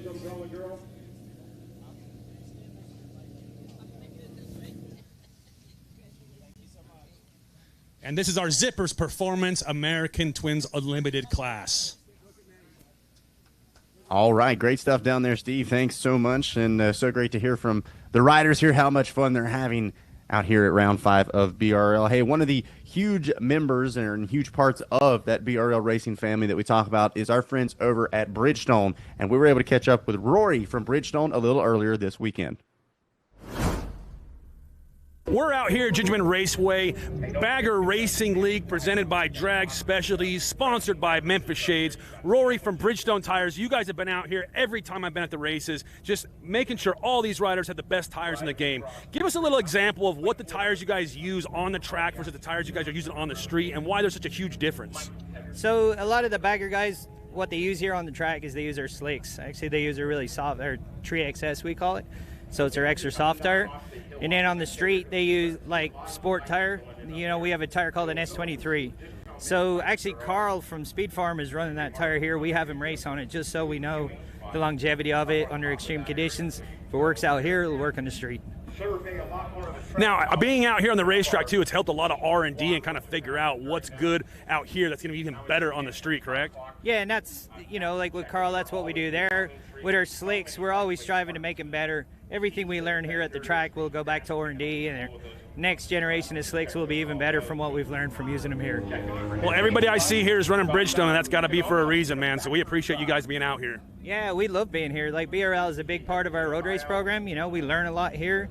You know, I think we're all learning. BRL is so new. It's like 5 years old at this point. So it's a really good experience for us. We get great information in a field we were never in before. So, yeah, we're pumped to be here, and we learn a lot. We appreciate you helping it grow. Thanks a lot. Appreciate it. All right, awesome stuff there from Rory, and a big thank you to our entire Bridgestone family for being with us from the start there for Bagger Racing League. 5 years of BRL already. All right, guys, well, we're just about ready to get the grid walk underway where fans get to get up close and personal with the top athletes and their machines. But first, we're going to get a quick word from our sponsors. We'll be back with the 2025 Drag Specialties Battle of the Baggers presented by Memphis Shades. Harley M8 racers win with Burns Stainless. Their no-holds-barred exhaust systems are built for one thing, power. With smooth inlets and stepped pipes engineered to keep exhaust velocity high, they squeeze every ounce of torque out of your motor. Their iconic 2-into-1 collector feeds into a reverse cone megaphone for that signature growl and performance edge. Drag strip or road course, Burn Stainless delivers. Get yours at burnstainless.com.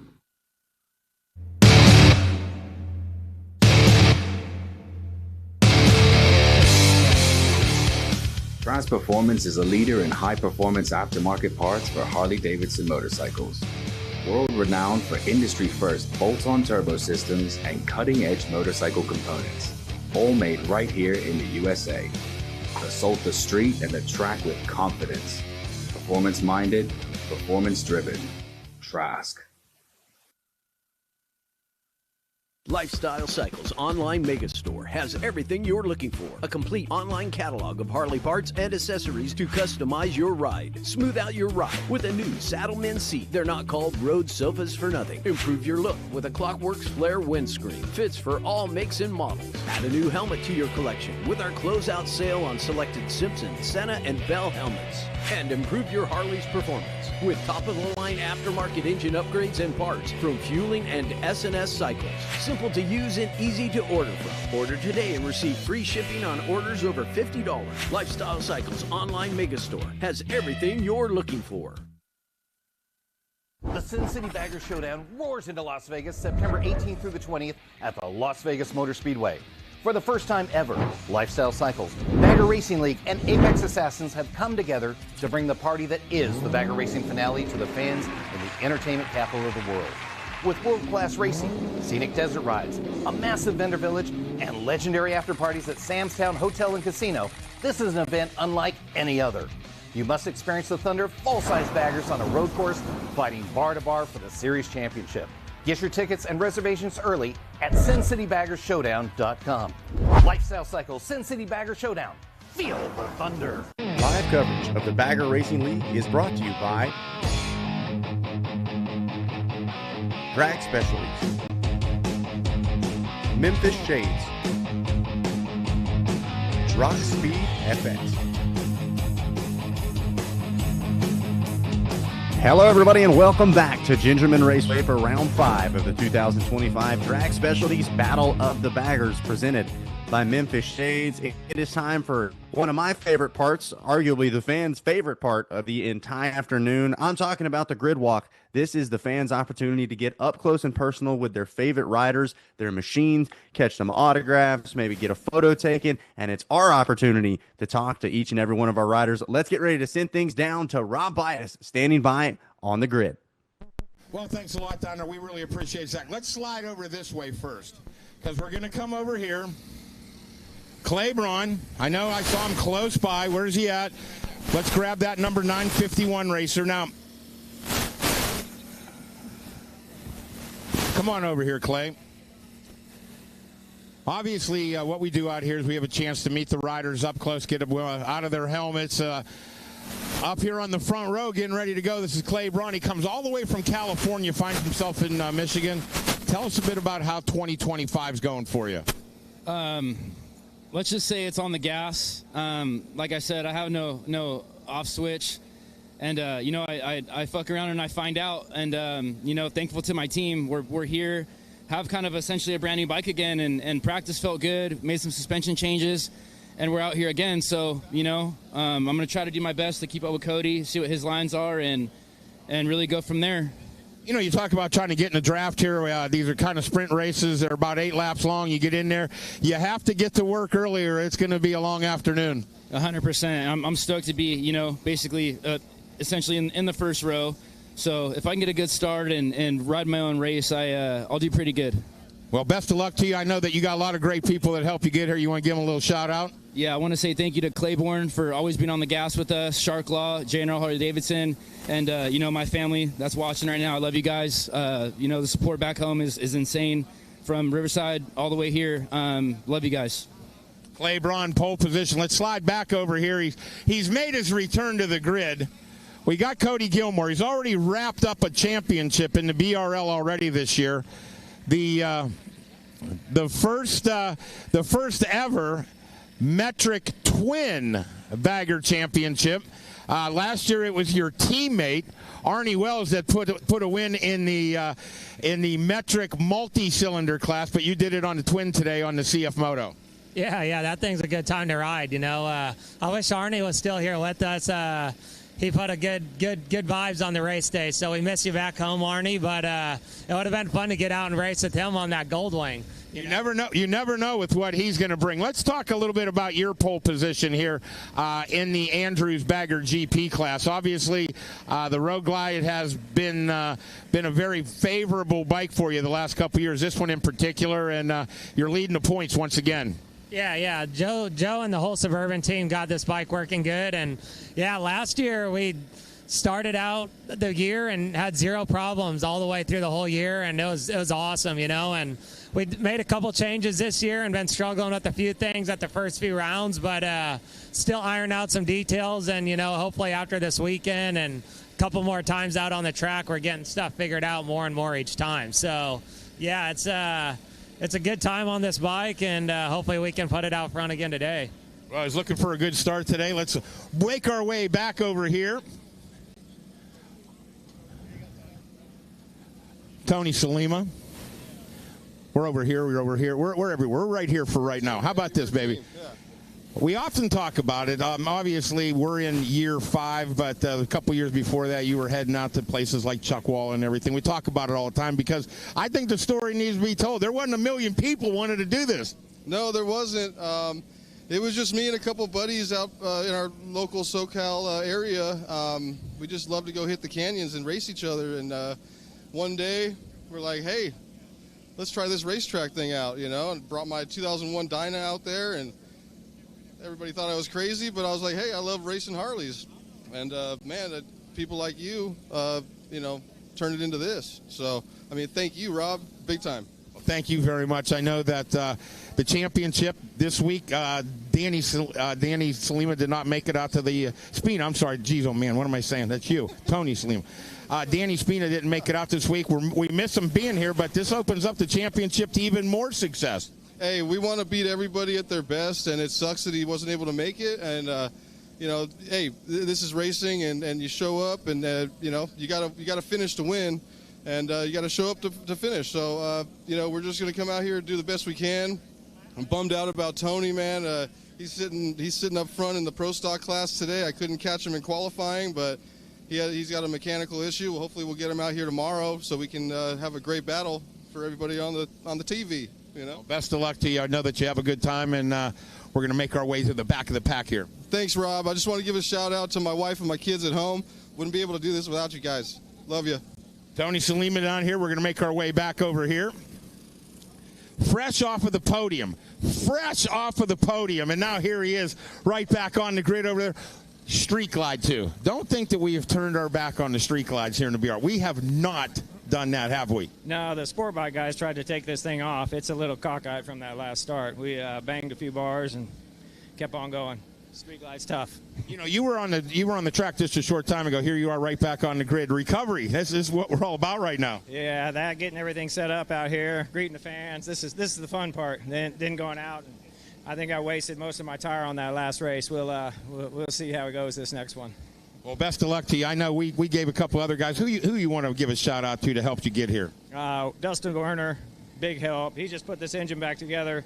I went to change the oil, had a bunch of metal pieces in it. It was some mystery metal. We finally figured it out. He put it back together a day or two before I came out this way. So got it tested, ran, broke in, and it's ripping. Thank you, Dusty. Thank you, Geezer Engineering, and Extreme Helmets and Twister City Harley-Davidson. Great luck out here. Give me a little knuckles. All right. Slide on over here. We got a brand new bike for the series. This is debut, I believe, right, for this machine. We heard rumors you had got it together a short time ago, and now here you are up at Gingerman and your debut race. Yeah. So we got it together. I got to thank Paul Schlatt he kind of put the bike together in like a month over the winter for me. So, if it wasn't for him, I wouldn't be out here riding. And I got to thank Speed Farm for helping me put it together and having a spot to put it together. You know, you talk about putting one of these together, and every time you do, you're making changes, you're making adjustments. Maybe there's something happens where you got to go back and fix something. These aren't show bikes. These are race bikes, and you got to make them durable. Yeah, I mean, it's building these things is mostly like, you know, you ride it, it breaks, and you fixed it. It's hard to make any progress, and, you know, putting any fast parts or fun parts on. I feel like I ride it, something breaks, and yeah, I go back to the shop. So, yeah, it's hard to keep them going, but it's a lot of fun. Well, we want to wish you good luck out there. Have a great ride. We'll hope to see you on the podium. We'll slide right on over here. We make our way into Jake Masters. Jake Masters rides the Sly Fox Road Glide. This bike has been in action since the first bagger race ever, and it continues to be it. Now it's the points leader in the Pirelli Pro Stock class. Yeah, that's right. This is an awesome machine. I'm super pumped to be racing it. Thanks to Joe at Suburban and Alex at Sly Fox for letting me pilot the thing. Well, the piloting is something out there, but you guys went above and beyond working on this thing today. Yeah, unfortunately, I had a couple transmission issues yesterday and we couldn't figure it out. Went to service it and there was a bunch of metals, so I'm lucky that I got such a good team. Thank you to Jake, Snowball, Joe, Jay. Everyone put this transmission in. Got in before qualifying, tried going out, didn't work. They had to pull it out again, and they've got it going. They've got it shifting, so we'll go test it out in this race. Test it in racing is all we got to do. Let's slide back here. Best of luck to you, my friend. Carl Schlacht over here on the number 8 Hog Halters Road Glide finds himself positioned. Just got off the track in the ATU. You find yourself right back on the line again. Yeah, it's real hot out here. Not as hot as yesterday, but, man, yeah, it's heating up on the track and off the track. I tell you what, these boys are fast, and they all got attitudes. We all want to win. Well, best of luck to you out there. I want to make sure that we let everybody know who's helping you get here. Yeah, Hog Halters, they got my bike running so good, Rob. I mean, every race we're making improvements, and the guys down there, if you're looking for performance parts, they're the guys from wheels to brakes to controls, many parts, and they got some new stuff coming out too. But yeah, we got so many people helping out, Rob. Memphis Shades, Custom Culture Parts out of Spain, my beautiful girlfriend here, Maggie, Alloy Art, all the guys over there, Robbie Lane, Justin McGinnis, and Original Garage. We want to definitely shout out Luke Leatherman from Fueling. He's out here. 77 cycles, my transmission, you know, it's important these things shift good, and they got it going. Saddleman hooking us up with a new seat, really making a game changer this race. And, yeah, just happy to be here, really racing, hanging out with my friends. As Youngblood Clay would say, party on Harleys. All right, well, best of luck to you, number 8. Let's slide right over here. Phil Doty hanging out over here, making sure everything's all right. Another one of these riders that doing double duties. He was out there in the Air-Cooled Twins, the defending champ. Now you're back on the line with your bagger. Yes, sir. Hoping to get a good start and try to be competitive in this one. You know, you have to get a good start. It's too hard to come through the pack. There's so many bikes out here, 20 bikes.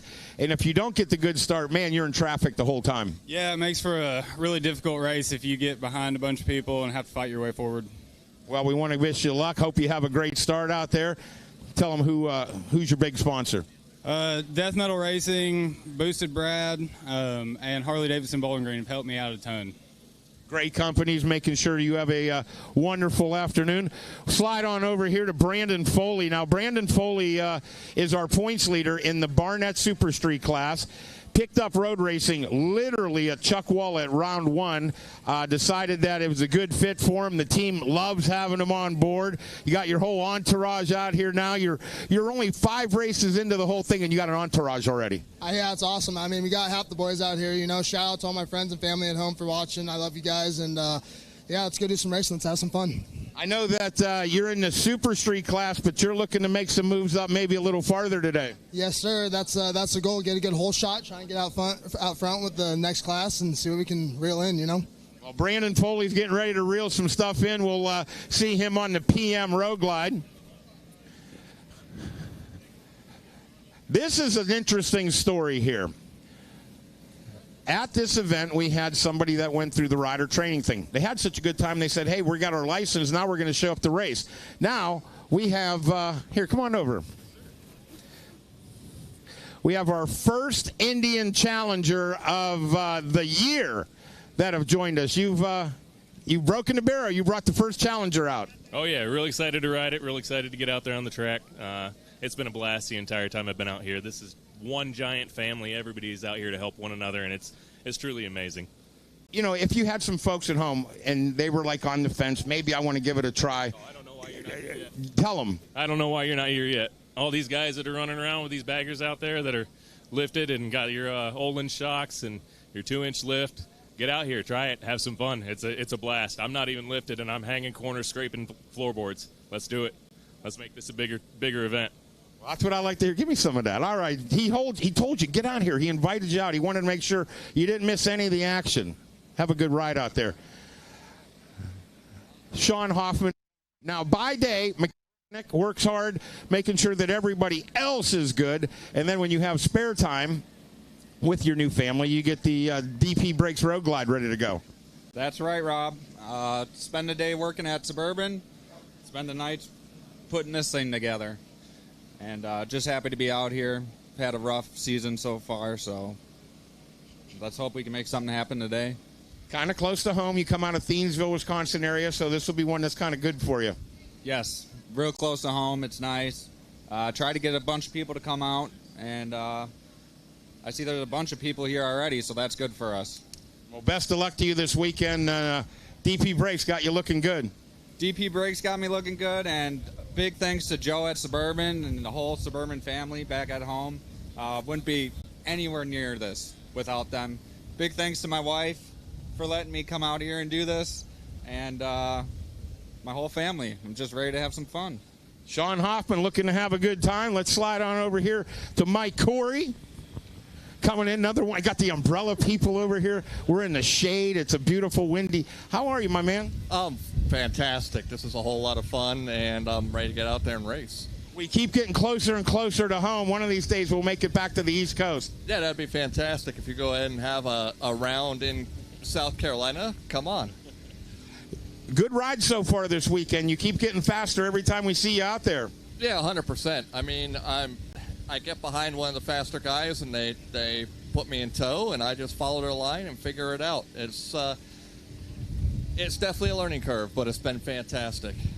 Well, best of luck to you. We can't wait to see you at the rest of the rounds this year, and today might be that day you get that first podium. That's what I'm shooting for, standing up on that box.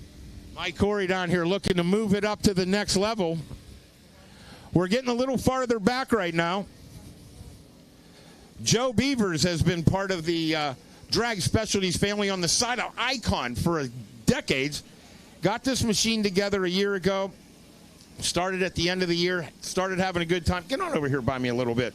Got your umbrella daughter with you over there. That's a smart move. Now you got ready to go, and now this year things are really starting to come around for you. Yeah, after a long winter of healing and putting this bike back together, every time I get out here, I have Pete Nowaski on the phone teaching me how to set up my suspension. This bike's really dialing in, and I'm feeling it now. Well, I'm going to wish you best of luck out there. I want to see another solid ride, another one tomorrow, and I think we're building right here. We're building, man. I have to keep going, but I have to keep you in line all the time. Our weekly phone calls keep my head straight too, buddy. Well, I appreciate talking to you, and I appreciate you coming out here, bringing the family, and being part of the action. Yeah, we can't do it. My pit crew, Macy, she's always behind me saying, Dad, get faster. That's it. Joe Beavers down here on the line. Let's slide on. Oh, here we go.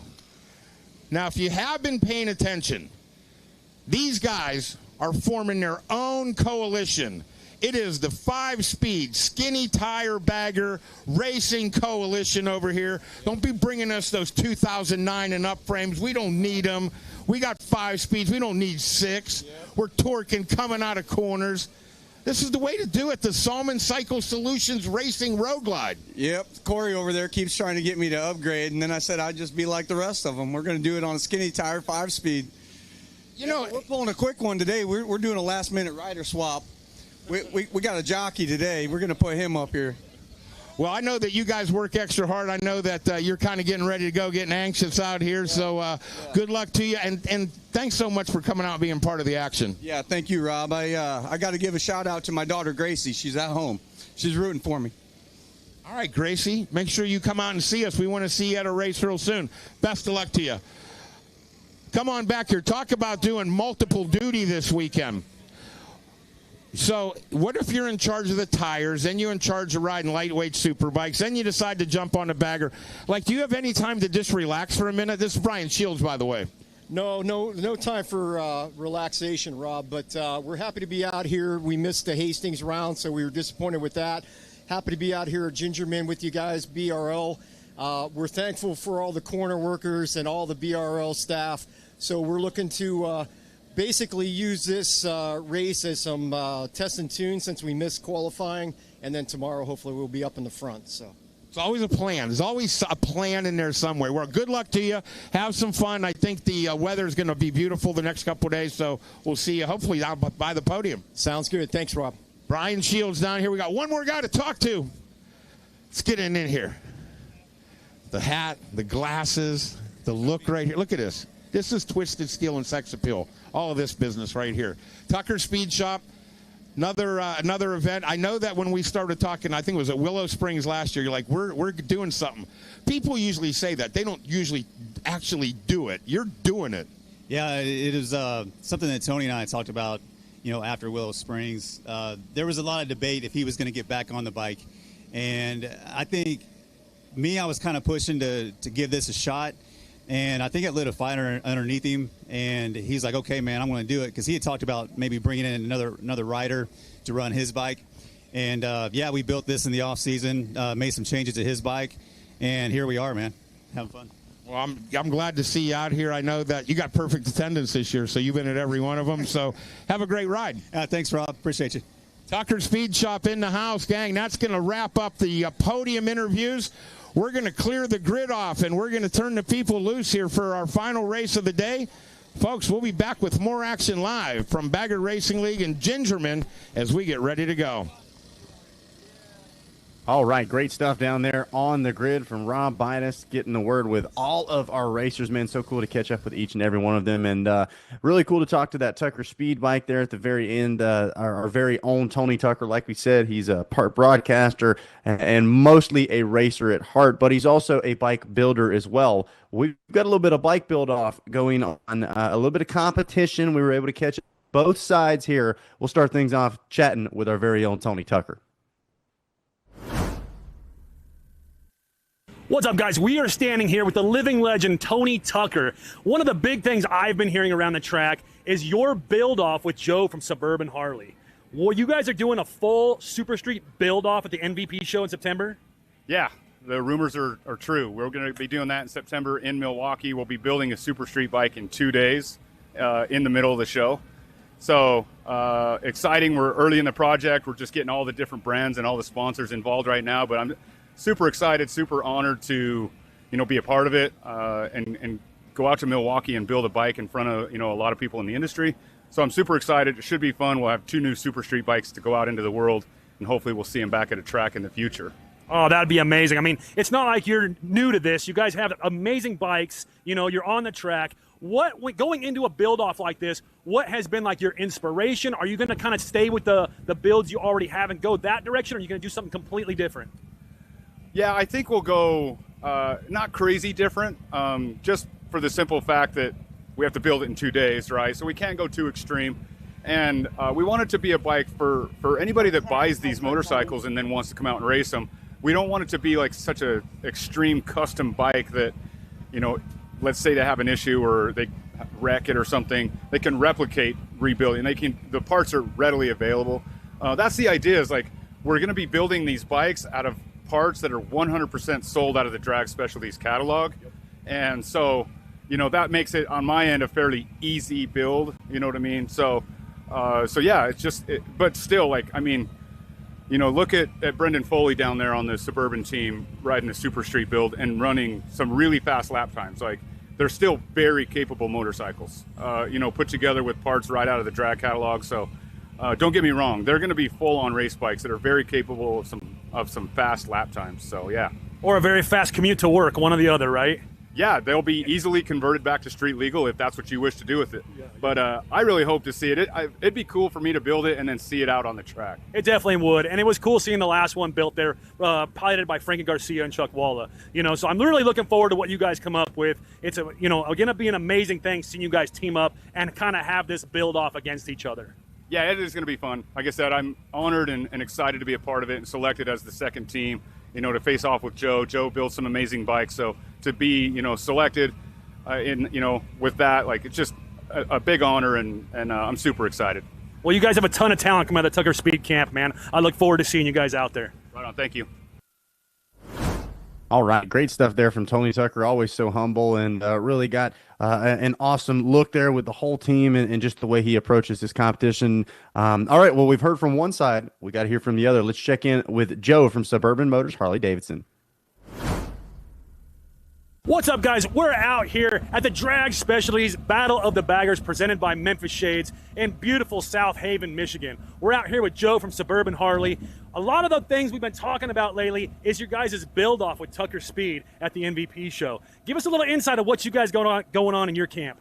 It's a secret.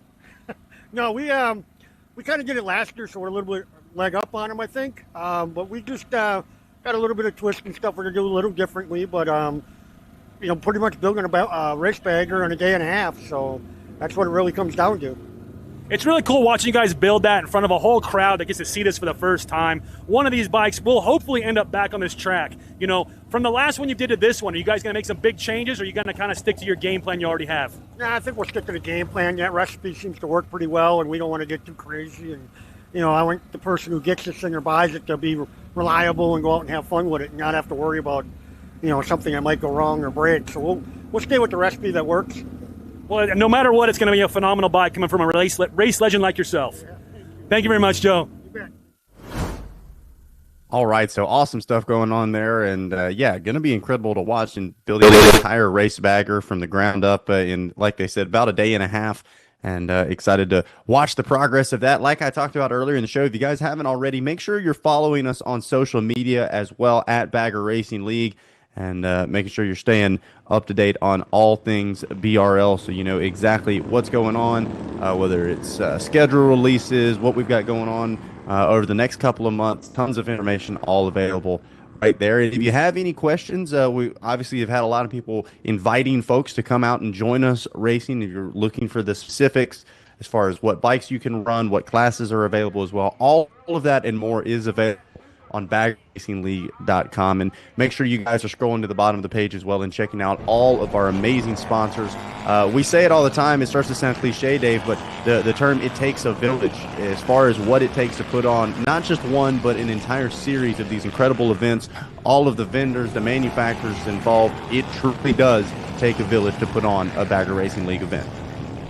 It really does. And you've got mechanics that end up working all night. You've got marketing people letting us know what's going on with the upcoming races. You've got so many people that are involved throughout the whole industry here that are a part of this, and making it, it's exciting races for the fans. The riders love being out here. It ends up being a laboratory for a lot of different vendors to work on parts and make some adjustments, and a lot of products that are going to be seen on future baggers out on the street are actually, being tested by some of these racers on days like this. It's so much happens because of all of these people coming together for the Bagger Racing League race. So much comes out of it, including just a whole lot of fun. And we can see that people, absolutely. Those guys out on Fan Hill, I'm envious. What a beautiful day to sit on your bike and watch some incredible Bagger Racing League action. Yeah, that is without a doubt the spot to be, and this is the spot or the time to be there right now. Our main event of the day, our final race of the day, 8 laps of battle, getting ready to take off for our Andrews Performance Products Bagger GP class, our Pirelli Pro Stock class, and our Barnett Clutches and Cables Super Street Bagger class. This is some of the biggest names that we've got here in the BRL, Dave, and they're all out on track at the same time, getting ready to do battle. And that's what is so exciting. And of course, you've got that the grid walk prior to this. Can you imagine going to a basketball or football game and getting to go into the locker room and talk to everybody right before the game? It doesn't happen, but here at Bagger Racing League, it does. You get to go out on the track and actually say hi, get an autograph, introduce your kids to your favorite racers, watch them right before they start. All right, here we go. Our riders getting locked and loaded on the grid, making those last bit of preparations. Oh, one rider having some issues dropping the machine right there on the grid. So they're going to try to get that thing picked back up, and hopefully you see him at the back of your screen there getting back on. Looks like everything is okay. That is not the kind of mojo you want coming into a race either. That's going to get the heart rate spiked. Going to have the butterflies going everywhere. It is just about time to go racing. The final green flag of the day for round 5. Once again, a solid jump from Carl Schlacht on that number 8 ride, but headed into turn 1. Everybody jockeying for position, and man, look at how close some of this racing is. You know, we heard from one of the other podiums that there was some actual damage just from some of the bar-to-bar actions going on. Yeah. And of course, we've got some that are really close to that right now. And sometimes it's hard to tell exactly how close they are. Usually they're a lot closer than you can even tell from here. But amazing how the speeds that you're going and the closeness that you are to other riders is just phenomenal. Yeah, to be a few inches away from somebody going, close to 100 miles an hour, if not more, is absolutely insane. As they come across the stripe there for lap 1, it was Cody Gilmore grabbing the early race lead. Tony Tucker in the number 2 spot. Tony Salima in 3. Clay Braun and Jake Masters, your top 5, with Bray Miller, Elliott, McGuire, Foley, and Schlack, your top 10. That was as they were coming across the stripe headed into turn 1. So plenty, I'm sure, going to change between the first trip around and the second, including that pass right there. Man, that might have been Tony Salima making a pass up the inside. Went right underneath Tony Tucker right there. That was a picture-perfect pass, and boy, he just slingshotted around and pulling away there. He is looking for Cody Gilmore out there in front. So jumping around, flashing back and forth between our ground cameras and our Wild Boar Audio live drone. You can see the different line selections. We're getting ready to put our first complete lap in the books. It is Cody Gilmore. Look at this. It's Jake Masters all the way up to the number 2 spot already. So the number 9, after not being able to qualify earlier today due to transmission issues, he's got things figured out and is in the number 2 ride. Tony Tucker in 3rd when they cross the stripe, but now fighting just to hang on to that final podium position as Tony Tucker fights with Tony Salima. Couldn't quite tell if Salima had that pass made or not, and then Clay just behind. So no, there it is, Salima and Braun, 4 and 5, hot on the heels of Tony Tucker, and they're bringing Brendan Foley along with him. And you've got 2 teammates right there that know how each other ride. They're very comfortable with each other, and they'll use some wind braking right there. They're going to work together to try to pull in Tony Tucker and make those passes and some of the upcoming turns right here. Ooh, wait a second. Was that one of them off track? Can't quite tell. You can see the frustration from the rider. It almost looked like a cable broke because he was on the throttle and it didn't seem like anything was happening. So I don't believe that was one of the FDR riders. It looks like Salima and Braun still right on the rear wheel of Tony Tucker. So this battle for the final podium position physically on track is still wide open. And like we talked about in that grid walk, don't count Brendan Foley out either. Not necessarily in the same class, but man, that machine undefeated in its class since it started racing with us here at the Bagger Racing League, and it is mighty comfortable running up with the big boys of Tony Salima and Clay Braun. It is. That's a Hall of Fame bike right there. That's just amazing. That bike. Nobody has seen anything but the taillights on that bike ever since it started racing. That's impressive. Little look over the shoulder there for Carl Schlack, battling with McGuire and Elliott, I believe. That might have been Bray Miller, actually. So look at that. McGuire, Bray Miller, and Schlack side by side by side as they came across the finish line. It looks like both of them going to find their way around the number 8. And just look at how close they are in those turns. It's one thing to be bar to bar on a straightaway, but when you're doing that in a curve, especially one that's as technical as some of these are, that's impressive to be able to come out there without any issues. That's incredible. Yeah, a couple look of at the these closeness double right there. Corners.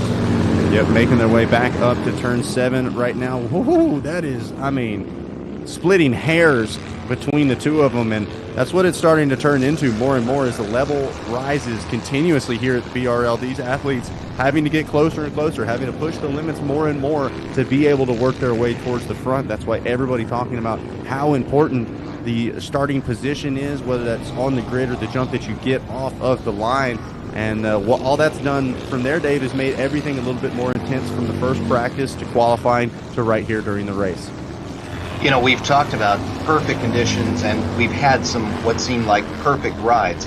And that's what's going to be necessary, because there really is no room for error, especially when you're getting such great competition and you've got that competition mere inches and sometimes even less.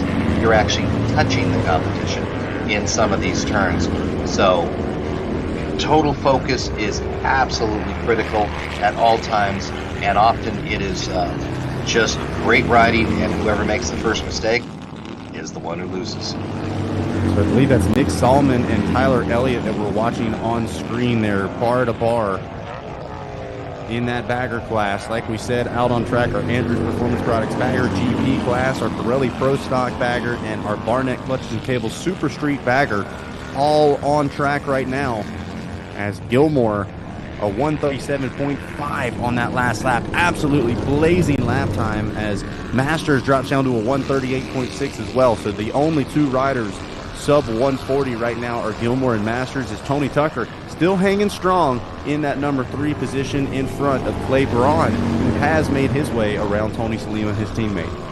And Clay Braun is picking up about a half a second a lap right now on Tony Tucker. So he's in the hunt and looking to catch up and make his pass on Tony Tucker if he can.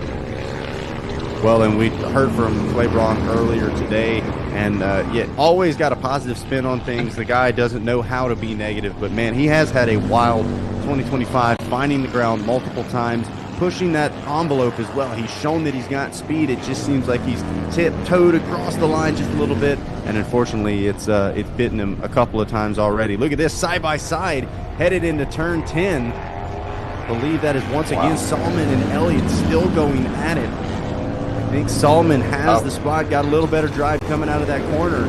There was a little wobble, though, as he came out of that.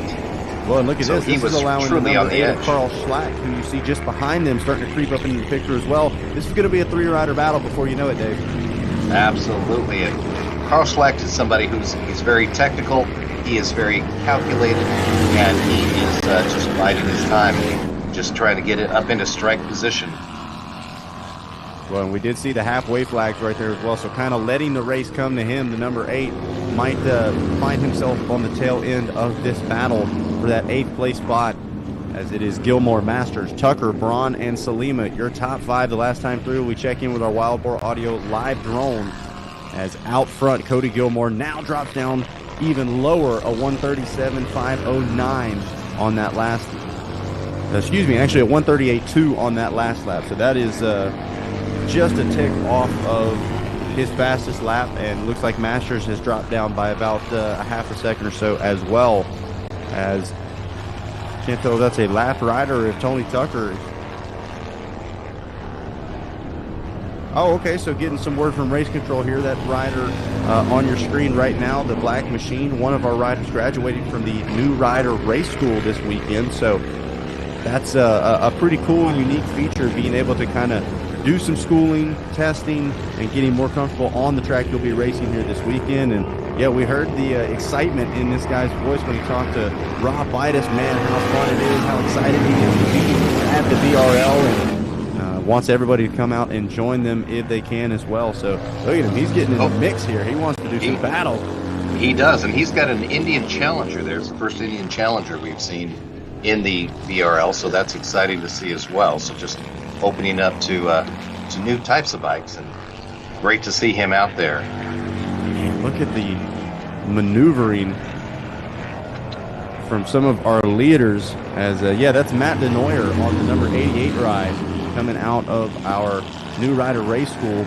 And man, talk about a hard-learned lesson, man. You got to learn how to be a good lapper, because he was getting caught up by that lead group, and now they have worked their way through, as it looks like once again Tony Tucker under attack. He is trying to stay out there, and he is, wow. Clay is almost matching him within 100th of a second in difference between their lap times. Very impressive. They are just at it. And you know, Clay, he is going to do everything he can. He has had some disappointments this year, and he's going to try to make up for that if he can. Well, and this has been when we've seen things kind of go sideways for Clay Braun. It's when he smells blood in the water. He gets a little excited. He pushes just ever so slightly more than he should, and it winds up costing him. So he needs to stay calm in this situation. Maybe got another 2 laps or so before he's going to see a white flag. So Braun needs to stay patient. He's tracked down Tony to this point. Yes, Tony definitely not going to make things easy on him. But the last thing Clay wants is to find himself on the ground once again. As don't believe we saw a white flag there, so still got at least 2 more laps to try to make something happen on Tony Tucker. But Tony is such a smart rider. He is just incredible, both offensively and defensively, and obviously putting up a great defense right now. And you're absolutely right.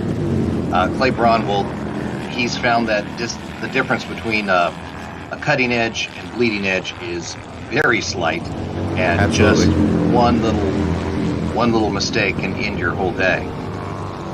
Well, and to that point, it's as Braun was about 2/10 faster on that last lap. You can see maybe got a little more speed than Tony Tucker, but that doesn't necessarily matter. It's one thing to catch up to a rider. It's a whole nother to find a way around it. We talked about how important line selection is.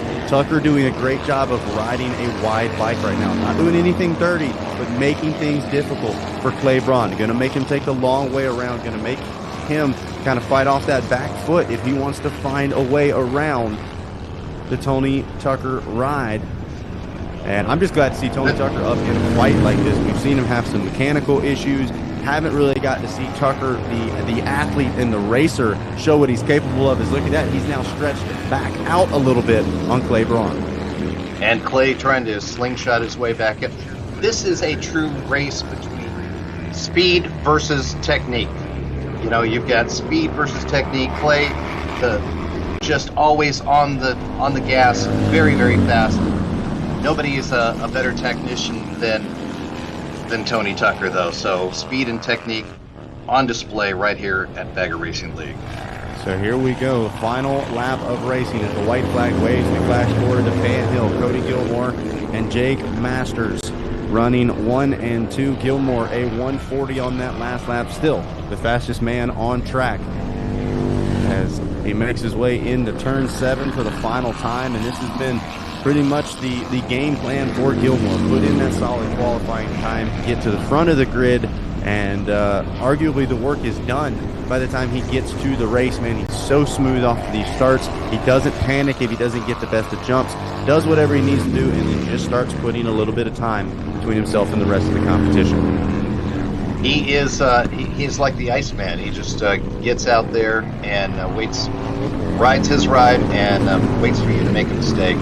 And you're not going to catch him. Just runs perfect runs each and every time, one after another. He knows his lines. He's just a tactician and does a fantastic job. He's trying to add another win to the books as he makes his way towards what should be a checkered flag. Thumbs up, and it will be. Cody Gilmore grabbing the win. Shout out to Jake Masters as well and that entire team. Bouncing back from adversity earlier today. Wasn't even sure whether or not he'd be joining us on the grid and able to grab that class win across the line in the number 2 spot. Looks like Tony Tucker might be able to do it and hang on for that 3rd place spot with Clay Braun just behind. So, man, what a great race. So exciting to watch and great way to cap off the day of racing. At least here for the VRL category. We've still got that Adventure Cross coming up later today as well. And don't forget, folks watching at home, we will be doing this all over again tomorrow for round number 6. This is a doubleheader weekend, so some of these riders maybe not quite as comfortable as they want to be. Guess what? They've got all afternoon to get that bike set up, get themselves back in race shape, and get ready to do battle tomorrow. Sunday's always a great day of racing. Oh, absolutely. You know, you get to see all of the adjustments that everybody's made, and people know the track a little bit better. And as you said, yeah, they make the adjustments to the machines, and it is going to be some extreme racing tomorrow as well. Absolutely love it as our riders making their way through as this Schlacht battling to the line. Look at this, we've got a drag race coming to the stripe. You gotta love that. Number 8 just going to come up short on that, but man, just shows how close, once again, this racing is here in these bagger classes. How exciting to be in your very first bagger racing league and come around that and see the checkered flag, and there you go on your Indian Challenger. That's got to be a lot of fun. Yeah. I don't care if I can see through the visor or not. You know there's a smile on the face. You know he is pumped up. Great ride. All right, taking a look now at our Alpine Stars top 10. It is Cody Gilmore grabbing the win with Jake Masters in the number 2 ride. Tony Tucker hangs on for that final podium spot. Clay Braun in the 4th place spot with Brendan Foley actually making the path for 5th. Tony Salima, Jake McGuire, Nick Solomon, Tyler Elliott, and Kurt Wilbur, your top 10. Here for round 5. And now we take a look at that race recap here for our Andrews Performance Products Bagger GP, Pirelli Pro Stock, and Barnett Clutches and Cables Super Street Bagger class. Right off of the grid. I mean, slicing and dicing, bar banging, some moves being made right off the bat. Everybody knows how important those starting positions is, including the number 9 of Jake Masters. And look at that, the 17 not getting the start that he was hoping for. That was that rider that tipped over on the grid just before the green flag. But when they came around the stripe for lap 1, man, Cody Gilmore making some quick moves. Jake Masters jumping up to that number 2 spot. And then the battle was on for the final podium position. Tony Tucker, Clay Braun, and Tony Salima were going at it. All the meanwhile, Brendan Foley quietly starting to creep his way forward as well. Had some great battles between Jake McGuire, Nick Solomon, and Carl Schlacht as well towards the backside of the top 10. That one came all the way down to the checkered flag as well. But up towards the front, cool and calm under pressure, Tony Tucker working those gremlins out and able to put that Tucker Speed machine into the number 3 ride and fight off some intense pressure from the 951 of Clay Braun. But meanwhile, Iceman up front, not a worry in the world for the 374 of Cody Gilmore, doing exactly what he wanted to do, taking the checkered flag and taking the win. All right, folks, well, it's just about time to kick off the final podium celebrations of the afternoon. But first, we're going to get a quick word from some of our sponsors. We'll be back with more 2025 Drag Specialties Battle of the Baggers Racing presented by Memphis Shades. And once again, a special thank you to our friends over at Newcastle Harley-Davidson for bringing you this live coverage on Racer TV. We'll be right back.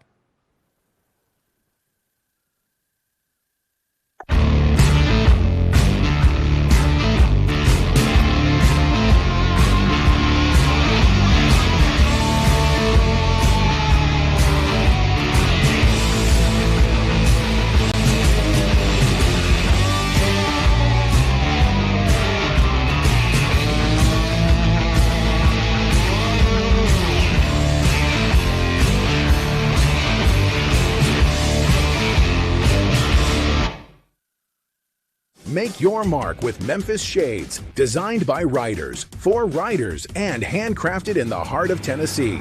From raw materials to the open road, our windshields and fairings deliver the quality, protection, and comfort every rider deserves. Whether it's cross-country or weekend rides, Memphis Shades lets you ride longer, look better, and enjoy every mile. Visit memphisshades.com/BRL to check out our full lineup and upgrade your ride today. Memphis Shades, style that works. Welcome to Hog Halters. We're here in Dahlonega, Georgia, manufacturer of American V-Twin performance motorcycle parts. Been in business 25 years, got a 25,000 square foot facility.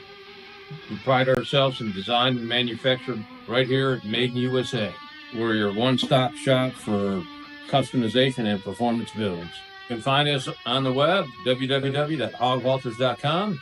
Lots of our parts are distributed by Drag Specialties and dealers nationwide, and we're distributed worldwide. Hog Halters, we're proud to be a partner with the Bagger Racing League.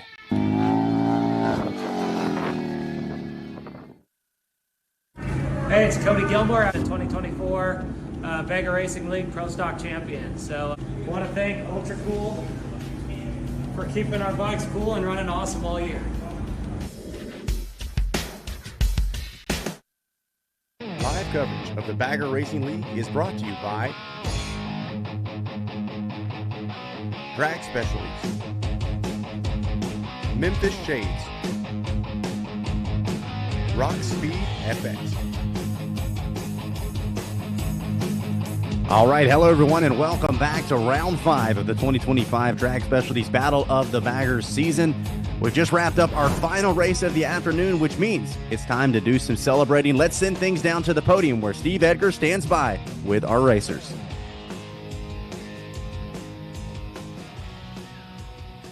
Thank you, sir. No, yeah, you're good. You're good. Oh, shit. All right, so looks like still working on getting things set up down here at the podium. As we see Cody Gilmore hanging out, getting ready to do some podium breakdowns, talk about that race a little bit. A picture-perfect race is. Looks like we've got Steve out there. All right, let's hear what our race winners got to say. Cody Gilmore. He's going to just give me a thumbs up. I'll give you the thumbs up. Yep. We're good to go. We're good to go. We're here with the Andrews Products GP winner, Cody Gilmore. Cody, you got from the other class to this class now. Tell us what's like the difference in getting out there and winning.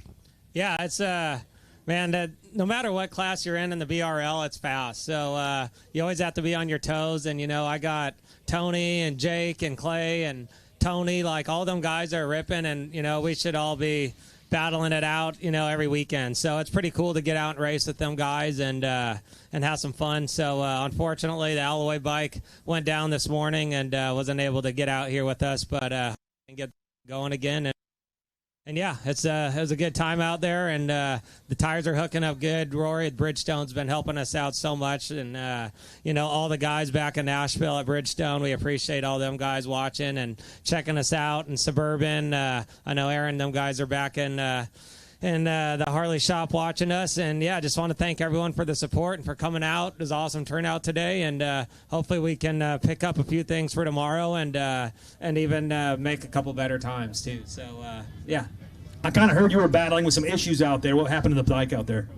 Something happened to the shifter and it fell off. So something disconnected, and I had to sit in the same gear about the last 3 laps. So if you see me hitting the rev limiter and wondering if I knew what I'm doing out there, it wasn't on purpose. So we'll get that fixed for tomorrow, and should be back in good shape. Well, no matter what gear you're in, you look amazing out there, and congratulations.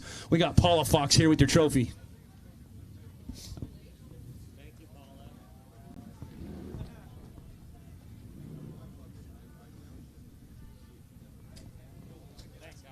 Thank you, Cody. Good, Ambassador. I don't think anybody's questioning if Cody Gilmore knows what he's doing or not, Dave, because shifter or not, man, the guy just seems to find a way to get it done. You know, nothing phases him. He can have parts fall off the bike, and he's still going for the first. He's just unflappable in all situations, and truly an Iceman. Nothing gets to him. He just keeps on going. Hey, I got to stay in this gear. I'm far enough ahead. I'll be fine. Yeah, yep. Amazing. I'll do whatever I need to do. Yeah, and he doesn't use any of it as a crutch either. He still keeps everything positive. Hey, I just had to adapt my riding style. I had to adapt the things that I was doing because sometimes things happen. And like we said, Cody, obviously not just a veteran here at BRL, but a professional motorsports veteran as well. So he's had to experience these things many times, whether it be on or off road. So a true professional when it comes to handling obstacles and dealing with things in the middle of a race. And truly does it with class and humility, and is just really the epitome of what the Bagger Racing League is all about. And it was great to see that race, just putting in a 1:37.5 as his top lap time. Incredible race. Well, I tell you what else is going to be incredible, Dave. Let's talk a little bit about this BRL finale out in Las Vegas. We saw the commercial for it earlier. It is absolutely incredible. And I'm not just talking about the racing. You want to talk about an experience, one you don't want to miss. That one out in Las Vegas. What is that? September 18th, 19th, and then our finale there on the 20th. It's going to be a spectacle unlike anything we've seen before. It truly is. I cannot wait for that. We're going to be at Sam's Town Hotel and Casino. We're got a bunch of rooms there. We're going to have a big vendor village. Lifestyle Cycles is putting on a party, and nobody puts on a party like the Bagger Racing League. It is going to be so much fun. We've got all kind of parties, banquets, all kind of things that are going to be going on that weekend. Guys, you need to go to SinCityBaggerRacing.com and BaggerRacingShowdown.com and get your tickets, get your reservations, be a part of that, because that is going to be not just the finale of this season, but that is going to be the best, most amazing party that you've ever seen with Bagger Racing League. It's going to be a ton of fun, without a doubt. Well, ton of fun right now is back down on the podium as Steve Edgar stands by with our next group of riders.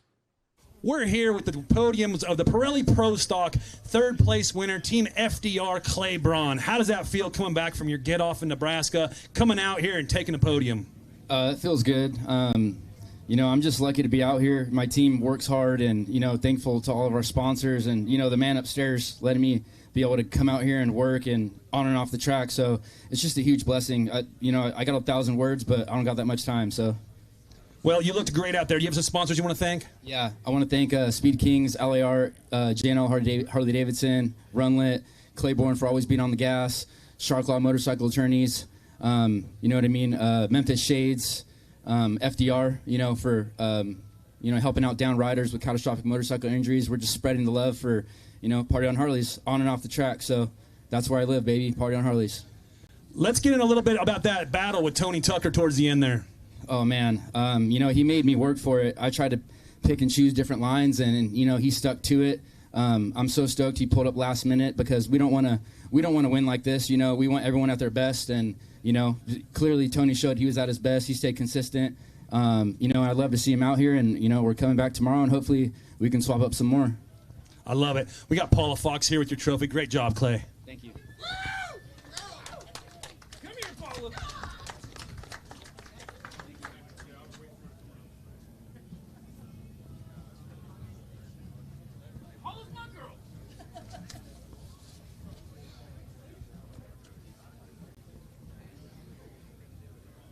And we're here with our second place winner, Tony Tucker. Tony, I know you guys have been battling some issues all season. You even were battling issues all weekend right now. It's great to see you out there. You flew out there right at the last minute and came in with second place, man. How does that feel?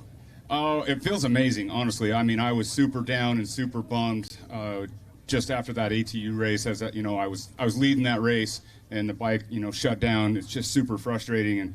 And honestly, I parked it in the pits, and I was kind of done with it.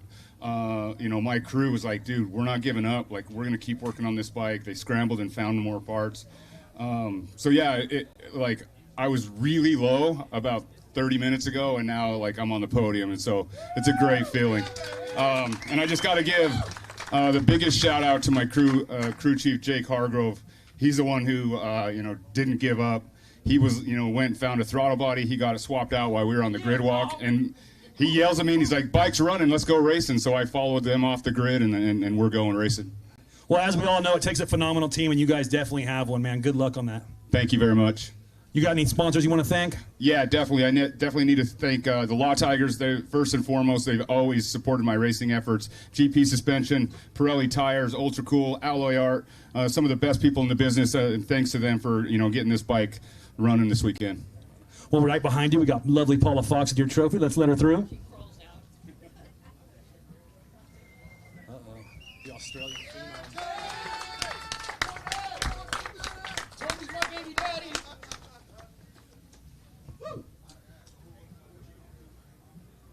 Corey Parlin to the second floor of the tire rack building. And we're here with our first place winner, the Australian phenom coming out of the Suburban Harley Davidson camp. Jake, give us a little rundown out there. Yeah, the track was good. I didn't know if I was going to make it out, but lucky my team, they worked so hard. They changed my transmission twice today, so thanks to the whole team that got it together and made it work. I was definitely a little bit nervous, but yeah, when I seen everyone, there was 6 hands on deck, I knew I was going to make it out, and I put it on the podium, so I'm very, very happy. You did great work out there, man, as always. You got some sponsors you want to thank? Yeah, first of all, I'd like to thank Suburban, Harley-Davidson, Sly Fox, Bridgestone. There's a whole crew of people, Heatwave. I'd just like to thank everyone that gets me out of here. I'm hot. I don't even know what to say right now. I'm glad Tony made it out. I thought he wasn't making it out for a second. Clay's back on the podium after a couple hard rounds, but I think he's killed the curse, so let's go racing again tomorrow. I love it. We got Paula Fox right here with your trophy. Congratulations, you guys. All right, I love it. Everybody having a good time out there, and yeah, a little warm out there as well, but just all the heat from that hot racing action for sure. The boys having a good time. A huge congratulations to each and every one of them, and excited to watch them do battle once again tomorrow. As we talk about the village that it takes, the amount of sponsors and vendors and companies involved with BRL. One of the earliest sponsors of the dream that was BRL, still here to this day, is DP Brakes. And you can't talk about DP without talking about Larry Mills. Let's catch up with Larry from DP Brakes. We're out here, Drag Specialties Battle of the Baggers, presented by Memphis Shades. Standing right next to me with Larry Mills from DP Brakes. Now, Larry, you've been a part of the Bagger Racing League since its inception. What's that been like, watching it grow and all these new teams out here and just backing all this stuff? You know what? It's been an awesome thing for us. I mean, it's made our product grow immensely, and for us to be involved with Rob and that stuff and sponsoring most of these teams with brakes, and we also do clutches too, but as far as the series sponsor with the brakes, but you know, it's helped us as a company because we get the feedback from all these riders and teams, and we're able to bring that back to the UK, the factory, and I give them the information and they're able to make changes to it. But you know, we got a great product, but we're always trying to change things. Yeah, I imagine you can't get better R&D than going around these racetracks at top speeds. Yeah, no, exactly. And I'm here at every race, so I mean, I hear it from all the teams. And yeah, these they're heavy baggers, and they're fast, and they're going as fast as these superbikes. And you know, they need a lot of good braking. And it's not only the performance, but it's also, you know, the wear and all that stuff. So they last a long time too. So it's not, you're getting the performance, but you're also getting the great wear out of them too. Well, we truly appreciate you, and we truly appreciate you coming out here and making the best brake pads money can buy. Well, thanks, and appreciate Rob for putting this all on. And, you know, we got great sponsors involved in this, and, you know, they're all manufacturers. They're racing, too. It's not just they're watching the races. They're also involved in their racing. So, I mean, it's been great for everyone. Thank you. We look forward to many more years with you. Thank you. Appreciate it. Great stuff there. And just like Larry talked about, he is there in person at every single race. He's not just watching, he's talking to all the riders, he's getting feedback. And Larry, a crucial part of kind of the chain of command, if you will, or the chain of communication from rider to the actual manufacturer themselves. And whether it be the BRL stuff here, I know he's super heavily involved with. I know even some of the other races that we do on Racer TV, GNCC, he's a huge part of, comes out to some of those races as well. So like he said, DP and a majority of these companies as well, they're not just here supporting, they're an active part of the BRL community. Well, we got one more podium celebration to go. Let's send things back down to Steve Edgar standing by. We're out here with the Barnett Clutch Cables Super Street Class third place winner, Nick Salmon. Nick, how was it out there? Talk to us. It was a battle. We had a solid battle between, like, I feel like there was 4 or 5 of us for a few laps going back and forth. So we were putting it down, and it got a little dicey there. And I seen a gap coming up the straightaway, and I split those guys to get in third and just held it. But it was tough. It was good. Well, putting in the work seemed to pay off. Coming in third right now. Do you got any sponsors you want to thank? Yeah, my from Salmon Cycle Solutions, Rob, LM2 Racing Experience. He's always been a mentor of mine. Barkley Trucking, Legend Suspensions for hooking me up. They take care of me. Cheryl and Mary, they're awesome, right? Roosters, Harley Davidson, and Larry with DP, and Gilbane Cycles. That's who I can remember right now. So, and we said we were going to put a skinny tire 5-speed bike on the podium, and we did. There you go. You guys definitely achieved it. Yeah, hell yeah. Right now, we have Paula right here with your trophy, Miss Paula Fox.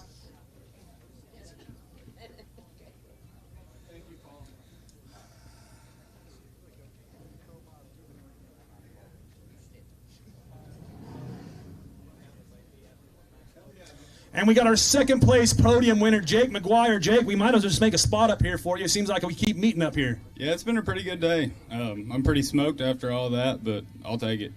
There you go. How'd you go out around the track? Didn't get the best start. Had to get through a little bit of traffic. Made for an exciting one, but all in all, it turned out pretty good. Yeah, well, congratulations on your second place finish. You got any sponsors you want to thank? Oh, yeah. So many people have helped me out. Harley-Davidson Bowling Green, Death Metal Racing, Fastline Track Days, Revolution Performance, Ultra Cool, Daytona Helmets, G-Brakes, RC Components, Legend Suspension, Advan Black, and I'm sure I'm forgetting somebody there. Well, you got a lot there. Congratulations on your second place. We got Paula Fox here with your trophy. What's up?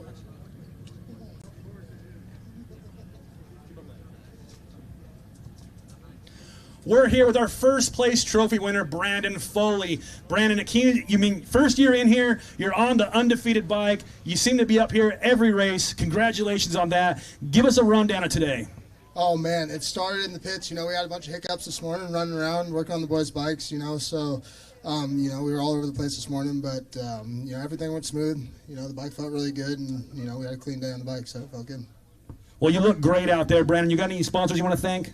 Oh, yeah, I mean, all the boys over at Sly Fox, Legend Suspension, Performance Machine, Roy over at Bridgestone, Luke over at Fueling, you know, and Joe and Catherine, and, you know, there's so many people a part of it, and most importantly, my friends and family and everyone else. Yeah, well, you got a lot of supporters out there, and it's great to see you out here. We got Paula Fox here with your first place trophy. And these are our Barnett trophy winners.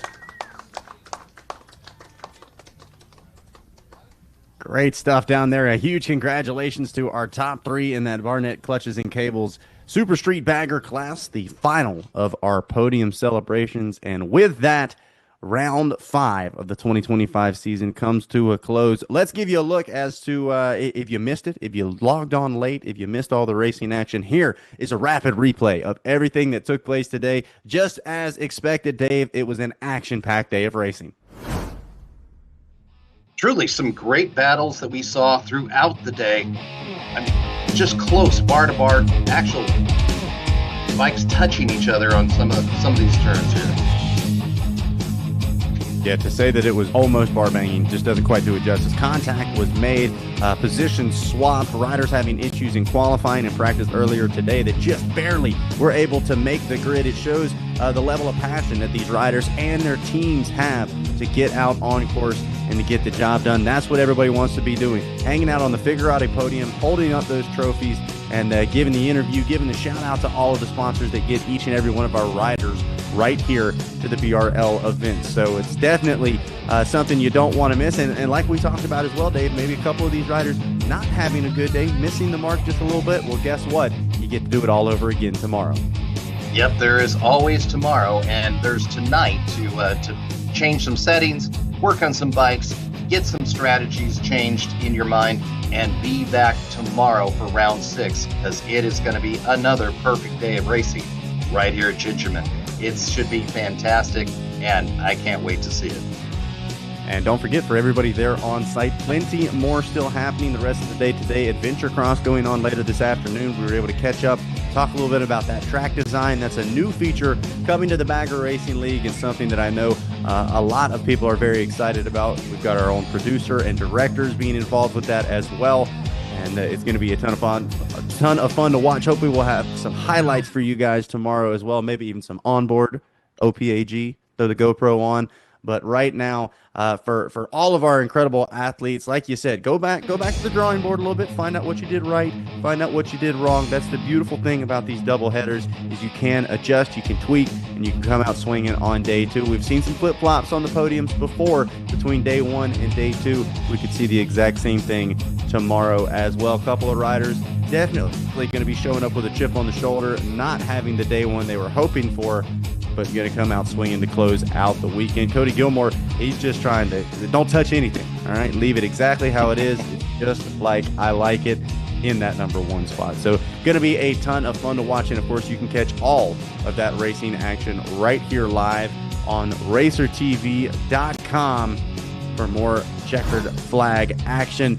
And unfortunately, we're not going to have Dave Hollywood Dildine tomorrow in the studio. Dave got some prior commitments going on. Going to be having a good time, talking a little bit of four-wheel action. Not going to be able to join us in the studio. Unfortunately not, but you know what? You're going to have some great racing. And one of the things that we saw today, and we heard from our own friend Tony Tucker, you know, he was down in the dumps in the pits 30 minutes before he was up on the podium. This racing is all about the thrill of victory and the agony of defeat, and vice versa. And you can go from one to the other in just one quick little race. And so we're going to see a lot of people reevaluating everything tonight. If they had a bad day today, watch them. They're going to be coming out firing right early from the get-go tomorrow. Looking forward to some of that racing. And guys, if you got it dialed in today, make sure, don't sit on your laurels. Make sure that you are thinking about what you got to do tomorrow, because people are coming for you. So be ready. You're going to be looking behind you the whole time. Get out in front. If you're Cody Gilmore and some of those guys that get some great starts, be ready. They're coming for you. And we're going to have some great racing tomorrow in perfect conditions right here at Gingerman. Absolutely, without a doubt. Hate you're going to miss it, but at the same time, like you said, there's so much going on the track. I'm not even worried about it. There's plenty to talk about. There's plenty of action to keep us entertained, and hopefully all of you guys at home don't have any prior commitments. Push them to the side. You can go shopping later. You got to be right here on racertv.com. BRL Round 6 tomorrow at 12 p.m. Eastern Time. And then a little bit of a break before we go out at the ranch. The Loretta Lynn's Amateur Motocross National going to be live all week long on racertv.com. That is July 29th all the way through August 2nd. The best amateur motocross racers in the world come to do battle on Loretta Lynn's Ranch in Hurricane Mills, Tennessee. Then just a few weeks after that, we'll be at the New York State Championship, the New York State Amateur Motocross Championship out at High Voltage Hills MX, August 9th and 10th. Going to be excited to be back out there as well. An amazing track. Trying to figure out some way to ship a bike from the Carolinas up to New York so that I can get it there, because that track is so much fun and we had such great racing last year. And then GNCC Round 10 will pick back up from summer break on September 6th at 1:30 p.m. Eastern Time. You guys don't want to miss those final 4 rounds of the GNCC series. So that's what's coming up here on Racer TV. Once again, want to give a ton of thank yous out to everybody involved here with our Racer TV cast and crew, everybody there with AG Video, our executive producer, Carrie Jo Russell, OPAG, our producer, Adam Gordon, our producer, Don Hampton, giving us all the cues in our ears all day long, our director, Jack Renner, our engineer in charge and replay operator, Jordan McFadden, as well as our audio technician, Brian Wall, all of our camera operators, Leah Myers, Cody Colvin, Adam Atkins, John Carpenter, Mark Hamp, and Mike Nichols, as well as our drone pilot, Gabe Scholl. For Dave Dildine and Steve Edgar, I'm Zach Heron. We'll see you tomorrow for more Bagger Racing League.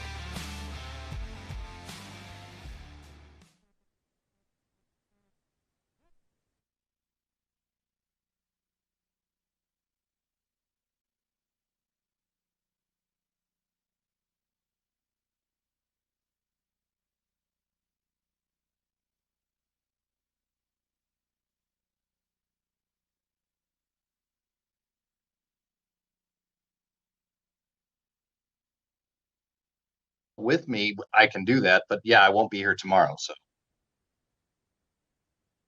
perfect. Yeah, just shoot me a text, and I mean, if worse comes to worse, I can jump on early tomorrow too. So, okay, cool deal.